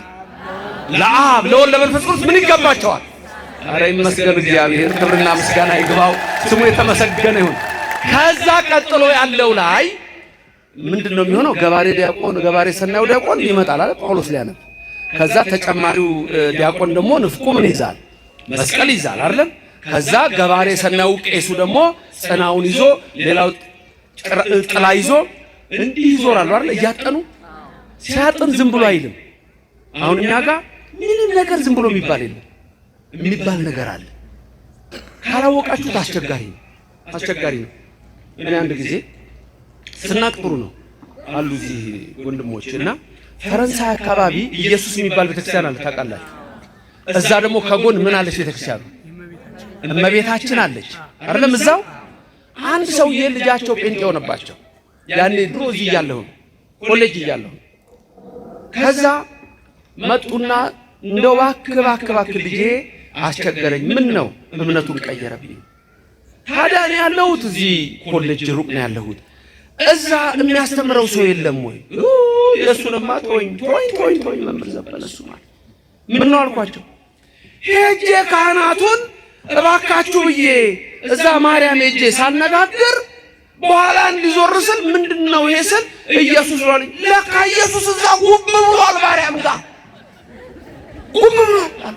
አሁን ተመልከቱ፣ አለማወቅ የኔና የእናንተ ኢየሱስ እኮ ከሌሎቹ ኢየሱስ የተለየ እኮ ነው። ማወቅ ነው የምንማረውን መማር አለባችሁ። አሁን በዚህ ደብር ማክሰኞ ትምህርት አለ፣ ዓርብ ምህላ አለ፣ በየሰዓቱ ትምህርት አለ የሚሰጥ። አስተማሪስ ባይኖር መጥቶ እዚህ ደጅ ጠንቶ ቢኬድ ማወቅ አለባችሁ። እወቁ። እውቀት እግዚአብሔር ነው፣ እሱ በልባችሁ ይጻፍላችሁ። ሲዞር ዝም ብሎ አይዞርም። ካህኑ የሚለው ቃል አለ። ምን ነበር የሚለው? በከማ ማልከ ነው ተከማ ላይ ኢያሪኮ በኢያሱ ገብርከ እሱ ያርን የሚያጥረው ነው። እየነገሩኝ ነው እኮ ምን ማለት መሰላችሁ? ከማሁ እንደዛው ልክ እንደዛው በኔ በኃጢአተኛው እጅ ደግሞ ይላል። ምን ማለት መሰላችሁ? በነዌ ልጅ በኢያሱ ላይ ሆነ የሰራዊት ጌታ እግዚአብሔር ሆይ 7 ጊዜ የኢያሪኮን ግንብ ቢዞሩት በሰባተኛው ቀን የኢያሪኮን ግንብ እንዳለ እንደ ሻማ ያቀለጥከው፣ ያፈረስከው፣ የደመሰስከው እግዚአብሔር ሆይ አሁን በኔ በካህኑ በባሪያህ እጅ ደግሞ የኔንም ኃጢአት እዚህ የተሰበሰቡትን የሕዝቡን ሁሉ ኃጢአት እያለ ማዕጠንት እያጠናችሁ ኃጢአታቸውን አፍርስላቸው ሲል የሰራችሁት ኃጢአት ሁሉ እንደ ሻማ ነው የሚቀልጠው። እግዚአብሔር ክብርና ምስጋና ይግባው፣ ስሙ የተመሰገነ ይሁን። ማስቀደስ ያለባችሁ በዚህ የተነሳ ነው። ዛሬ አንዳንድ አገልጋዮች ራሱ ከቅዳሴ የራቁ ምንም የፈለገው ወንጌል ቢሰብኩ አይሰምርም። ከቅዳሴ የራቀ አይሰምርም። ትልቁ ጸሎት ቅዳሴ ነው። የማህሌቱ የሳታቱ የሁሉ ሲጀምር ገና ያስደነግጣል። ሚመጠን ግርምት ዛቲ ይላል። ይህች ቀን ምን ያህል የምታስፈራ ናት! ይህች ቀን ምን ያህል የምታስጨንቅ ናት! መንፈስ ቅዱስ ከሰማየ ሰማያት የሚወርድባት ይህንን ህብስ ይህንን ወይ የሚያከብርባት። በጽሞናና በፍርሃት ቁሙ፣ የእግዚአብሔር ሰላም ከኔና ከእናንተ ጋር ይሁን ብሎ ነው የሚጀምረው። የእግዚአብሔር ሰላም ከሁላችን ጋር ይሁን። ግርምት ዛቲ ዕለት፣ እጽብት ዛቲ ዕለት መላእክት የሚወርዱባት መንፈስ ቅዱስ የሚወርዱባት ቅዳሴ ሲገባ። አሁን እኮ ችግሩ ልባችሁ እኮ አንድ አይሆንም እኮ። አሁን ብዙ ችግሩ አሁን ቅዳሴ ላይ ሆኖ ሁሉ እንዲህ የሚባክን ሰው አላያችሁ? በቃ የሚሰለችው 10 የሚያዛግ ይላል። አርሰናልን ስታይ ግን አይን ፈጦ ቴሌቪዥን ውስጥ ይገባል። ማንቸስተር 4-0 ሲሸነፍ ትንቀጠቀጣለህ። ይቅርታ ትሄጂ ማንቸስተር ደጋፊ ነው ጓደኛዬ። ልብ የለም ልብሽ የለም። እሱ እኮ ነው ችግሩ። የሚመጣን ግርምት ዛት ይላል። በፍርሃት ቁሙ። ደግሞ እኮ ወደ 12-13 ጊዜ ምን ትባላላችሁ? ተንሱ ለጸሎት በዜማ ለምንድን ነው የሚደጋገመው? የቆማችሁበትን ወቁ። ጸሎት ላይ ናችሁ። ጸሎት መንፈሳችሁን ሊላችሁ ሰብስቡ። አንዳንድ ካህናትም አሉ። እኔ አሁን ስልክ መቅደስ ውስጥ ይዞ መግባት ከጥንት ጀምሬ በጣም ነው የምቃወመው። በተለይ የደነገጥኩት ግን እኔ አባቶች ያላችሁ ከተሳሳትኩ ልታረም፣ ካሜራ መቅደስ ውስጥ ገብቶ ጳጳሳትም መነኮሳትም ቅዳሴ ሲቀደስ ያኔ እኔ መቅሰፍት መጣ ነው ያልኩት። መቅደስ ውስጥ ድረስ እሱን ራሱ ያውቁበታል። እነሱ ወደ እነሱ አልናገርም። ያውቁበታል፣ ያስተካክሉ። እናንተ ብላችሁ ዝም ብሎ ቆመ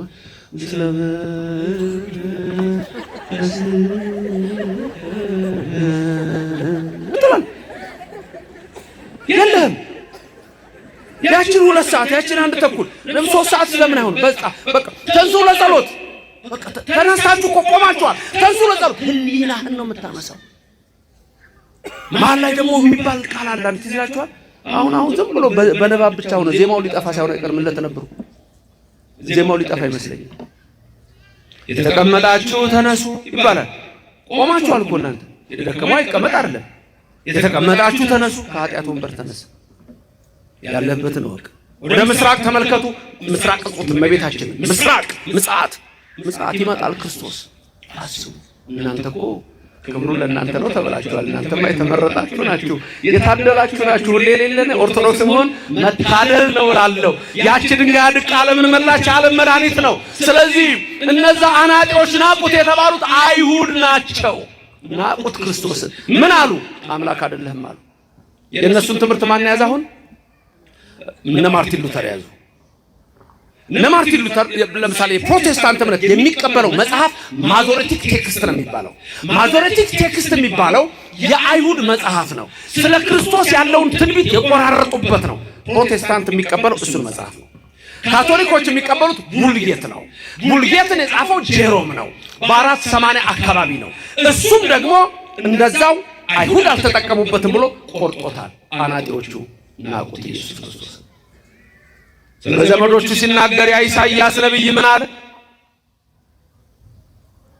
ባየነው ጊዜ ደም ግባት የለውም አለ። እኛ ግን እንደተቀሰፈ ቆጠርነው አለ። በኢሳይያስ ትንቢት ምዕራፍ 53 ላይ ማን ነው ያስተዋለው ከትውልዱ አለ። ባየነው ጊዜ ደም ግባት የለውም አለ። የሚነግረን ስለ ዘመዶቹ ነው። ክርስቶስ ወደዚህ ምድር መጣ። እኔ አምላክ ነኝ ሲላቸው ድንጋይ አነሱ። አንተ ሰው ስትሆን አናቅህም እንዴ? እናትህ እዚህ አይደለችም? ወንድሞች እህቶች ይላል። ተሰናከሉበት ይላል ሉቃስ 3ም ስታነብ ተሰናከሉበት። እዚህ ደግሞ ምን አለን ቅዱስ ጴጥሮስ በአንደኛ መልእክቱ ምዕራፍ 2 ከቁጥር 6 እስከ 8 በተለይ ቁጥር 8 ላይ የማያምኑ ስለሆኑ ይሰናከሉበታል። የሚሰናከሉትም በቃሉ ነው።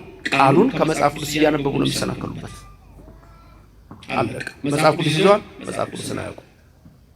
የለም የቤተ ክርስቲያናችን ትምህርትም አይገባቸውም። የኦርቶዶክስ ትምህርት ሊገባቸው አይችልም። ሁሌ ሲነቅፉ፣ ሁሌ ሲተቹ ታያላችሁ። ለምን? እነሱ አናጢዎች የጣሉትን ስለተቀበሉ ነው። ክብሩ ግን ለኛ ነው፣ ለምታምኑት ነው። ለማያምኑ አናጢዎች የጣሉት ድንጋይ ነው። ፈሪሳውያኑ ሰዱቃውያኑ የጣሉት ጸሐፍት የናቁት ነው። ኢየሱስ ክርስቶስ መጥቶ ግን ምን አለ? እኔ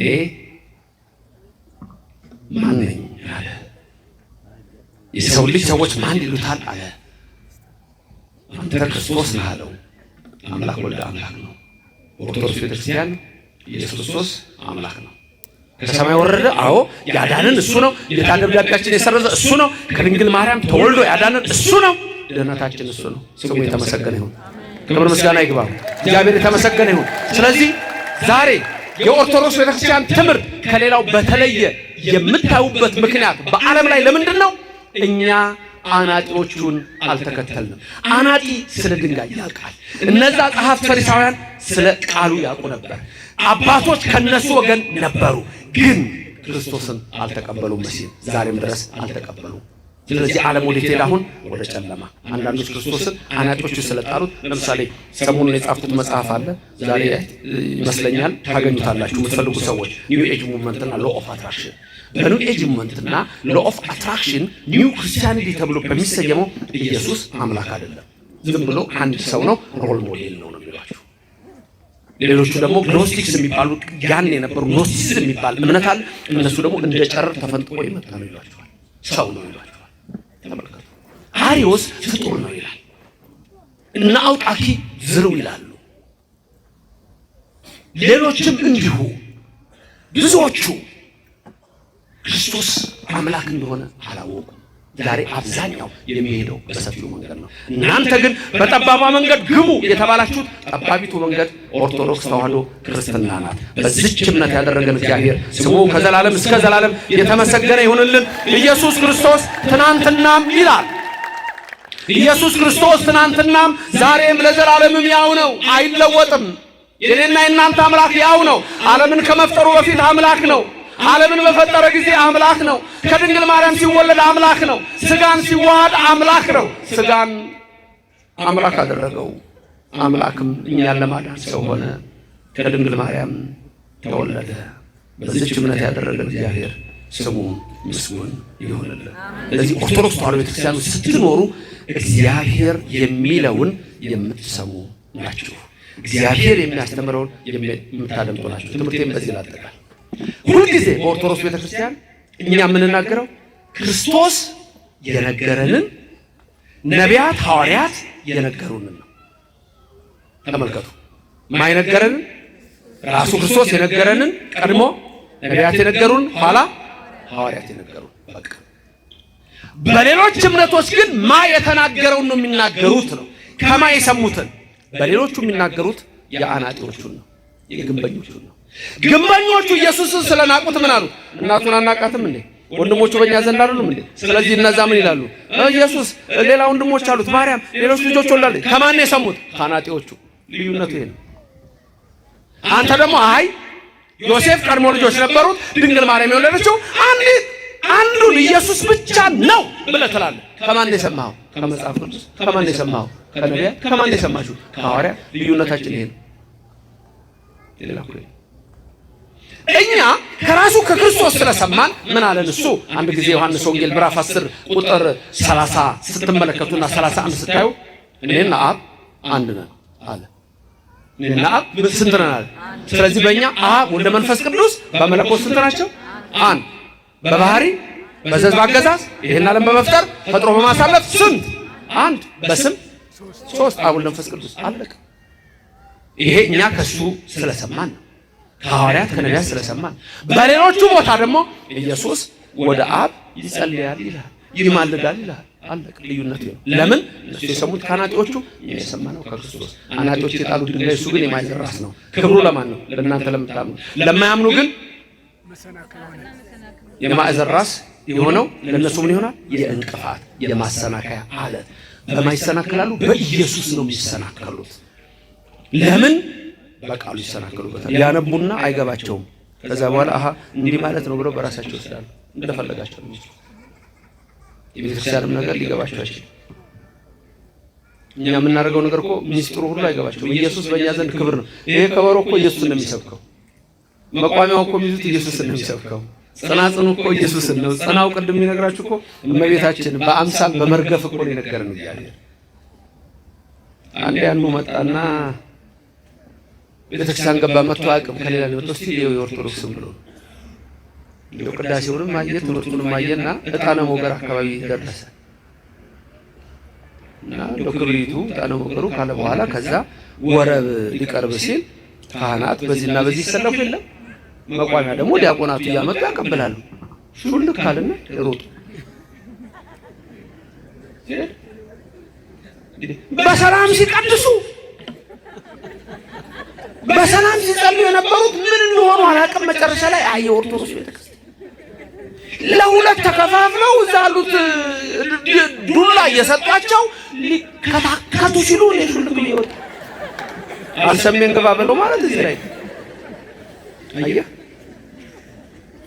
የኛ ቤተክርስቲያን ሚስጥር ናት። ራሱ ክርስቶስ ሚስጥር ነው። ሚስጥር እኮ ነው። የከበረው አለት ኢየሱስ ነው። ያደረው በጽዮን ነው። ጽዮን መብርሃን ናት። አናጢዎች የጣሉት የተባለው ፈሪሳውያን ናቸው፣ ሰዱቃውያን ናቸው። ክብሩን ለእናንተ ለምታምኑት ነው፣ ለኦርቶዶክስ ልጆች ነው። ለማያምኑት ግን የማሰናከያ አለት ሆነባቸው። በክርስቶስ ይሰናከሉ፣ ያወቁት ይመስላቸዋል። ጌታ ሆይ ጌታ ሆይ ትሉኛላችሁ፣ ማቴዎስ 7:21 ጌታ ሆይ ጌታ ሆይ ትሉኛላችሁ፣ ወደ መንግስት አትገቡም። ማቴዎስ 7:21 ያስደነግጣል። ዕውር አብርተን አላቃችሁም፣ ለምጻም አንጽተን አላቃችሁም፣ ሙት አንስተን አላቃችሁም፣ አላውቃችሁም፣ በስምህ አጋንንትን አውጥተን አላውቃችሁም። ማቴዎስ 7:21 ተመልከቱ። የኔ ቃል አይደለም። ስለዚህ አላወቁትም። ትላንት ነው እዛ ማስተምርበት የት ነበር ትላንት ያስተማርኩት? የካ ሚካኤል የአፄ ፋሲልን እንትን ነግሬያቸው ነበር። እዛ ላሉት ለህዝቡ ምን አለ እነሱ ቢስሙት ንጉስ አጼ ፋሲል የጎንደሩ የኢትዮጵያው ንጉስ በጎንደር ዘመነ መንግስት በ7th ሴንቸሪ አንድ ቀን ዝሆን ሊያድኑ ከጋሻ ጃግሬዎቻቸው ጋር ጫካ ገቡ። ትናንት ነግራችኋለሁ እናንተ ሰምታችኋል። ጫካ ገቡ። ጋሻ ጃግሬዎቻቸው ንጉስ እኮ ናቸው፣ የኢትዮጵያ ንጉስ። አንድ ወጣት ውርዙ ነገ ተከትለው ሲሄዱ ሊያድኑ ለጎሹን ምኑን ቁርጥርጣሉና ማንንም አጠገባቸው የለም። እሳቸው ተከትለው ሲያሳድዱ ዞር ቢሉ ማንንም የለም፣ ዞር ቢሉ ማንንም የለም። ብቻቸው ጫካው መንገዱን አያውቁትም። ንጉሱ ቤተ መንግስታቸው የጎንደርን መንገድ ከተማው ከዛ ግራ ገብቷቸው ቤት ይሆን እያሉ በቁራቸው ላይ ተቀምጠው ሲሄዱ አንድ ሰውዬ ጌሾ ተሸክሞ ይሄዳል። እንዴት ዋልክ አሉት። እግዚአብሔር ይመስገን አንተስ እንደምን ነህ አላቸው ንጉሱ። የጎንደርን የቤተ መንግስቱን መንገድ ታውቀዋለህ? አሳምሬ አሳየኛ፣ ጌሾ የለማትቼ እከፍልሃለሁ። ከከፈልከኝማ ምን ቸገረኝ? በልና ምራኝ። አንተ በቅሎ ላይ ተቀምጠን በግሬ እና አፈናጠኝ ናውጣ ንጉሱ ጋር ከንጉሱ ጋር ከኋላ አፈናጠውት። ንጉሱ ሆኖ አላወቀም። እኔ ስገምተው ይሄን ትላንትም ተናግሬያለሁ። የአንድ የወለጋ ሰው ነገሩ የሚባል ሰው በክርስትና ስሙ ነው መጽሐፉ ላይ ያለው። እርግጥ የጻፈውን አዲስ አበባ ዩኒቨርሲቲ ያሳተመው ዛሬ የኢትዮጵያ ታሪክ አፄ ቴዎድሮስ ዘመን ይመስለኛል። እዛ ላይ ነው ያነበብኩት። ይታወቃል ታሪኩ። እኔ ስገምተው አሁን ሲመራቸው አንተ ሰው ያሰማም እንደ በዚህ ጋር ሄድ ነው ያልኩህ ምናምን ሲላቸው ንጉሱ ኧረ በዚህ ሂድ ሲላቸው ብቻ ወደ ከተማ እየደረሱ ሲመጡ አንተ ሰው አሉት። እያወሩት እኮ ነው የሚሉት። አፍናጣውን ንጉሱን ታውቃቸዋል አለ። ኧረ አንተ ሰው ቀልደኛ ነህ፣ ንጉሱን ታውቃለህ? ደግሞ ማን አድርሶኝ ከንጉሱ አብሮ ቁጭ ብሏል። ማን አድርሶኝ? በቃ ከተማ ስንገባ ታውቃቸዋለህ አሉት። ወደ ከተማ ስንገባ ታውቃቸዋለህ። ከዛ በኋላ ወደ ከተማ ሲደርሱ ንጉስ ሲመጣ ሰው የሚያደርገውን ታውቃላችኋል። በድሮ ነገስታት ጊዜ ፊልም እንደገና አይታችሁ ከሆነ እንዲሁ መጎና እንዲሁ የለበሰው እንዲህ እያደረገ ይሰግዳል አይደለም? ንጉስ ሲመጣ ጥፍ ይላል። ክብር ያለበት ዘመን ስለሆነ ነው። ታዲያም አሁን እንትን አሉት ንጉሱን አሁን አወካቸው አሉት። የታሉ የታሉ የታሉ? አሁን ሰው ደግሞ ይሄን ገርሞታል። እንዴ ንጉሱ ዛሬ ማንን ነው ያፈናጠጡት? አረ ከንጉሱ ጋር ታይቶ የማይታወቅ ነገር ነው። በድሮ ዘመን አስቡት። ደግሞ ብቻ እያነጠፈ ይሰግዳል እና አሁን አላወካቸውም አሉ። የታሉ የታሉ? እንዴ ሰው እኮ እየሰገደ ነው አሉ። አየና እና አሁን አወካቸው አሉ። እንግዲያውማ ወይ ካንተ ወይ ከኔ ወይ ካንተ ወይ ከኔ አብሮ ሆኖ ንጉሱን አያውቅም። አያችሁ፣ መጽሐፍ ቅዱስ መያዝ ብቻ አያድንም። ንጉሱን ኢየሱስን ማወቅ ያስፈልጋል። አብሬ ነኝ ማለት አይደለም። ንጉሱን ኢየሱስ ክርስቶስ ማወቅ ያስፈልጋል። እሱ በሁሉም ዘንድ አለ ለዘላለሙ የከበረ ማለት የማይዘረግ ድንጋይ የኔና የእናንተ አምላክ ስሙ የተመሰገነ ይሁን። አሜን። ድንግል ማርያም በቀኝ በግራ ትቁምላችሁ፣ ከፊት ትምራችሁ፣ ከኋላ ትከተላችሁ። በልቡናችን ከልጇ ጋር ነግሳ ለዘላለም ትኑር። እግዚአብሔር በረድኤት በቸርነት አይለያችሁ። ክብር ምስጋና እንሰጠዋለን። ያስተማረን ስሙ የተመሰገነ ይሁን። እናመሰግነዋለን። ስሙ የተመሰገነ ይሁን። እናከብረዋለን። ስሙ የተመሰገነ ይሁን። ክብሩ ለእናንተ ለምታምኑት ነው። ደስ ይበላችሁ የኦርቶዶክስ ልጆች፣ ስሙ ለዘላለም የተመሰገነ ይሁን። እናንተ የመንግስተ ሰማያት ወራሾች፣ የስሙ ቀዳሾች በቀኙ የምትቆሙ ናችሁ። ክብርና ምስጋና ለዘላለም ይድረሰው። የመረረውን ሕይወት ጣፋጭ የጎደለው ሙሉ ያርግላችሁ። አንድ ነገር ምነግራችሁ በስጋም በነፍስም እግዚአብሔር ስለእናንተ ያውቃል። ስለምትበሉት፣ ስለምትለብሱት፣ ስለምትኖሩበት፣ ስለነፍሳችሁም እግዚአብሔር ከእናንተ ጋር ይሁን።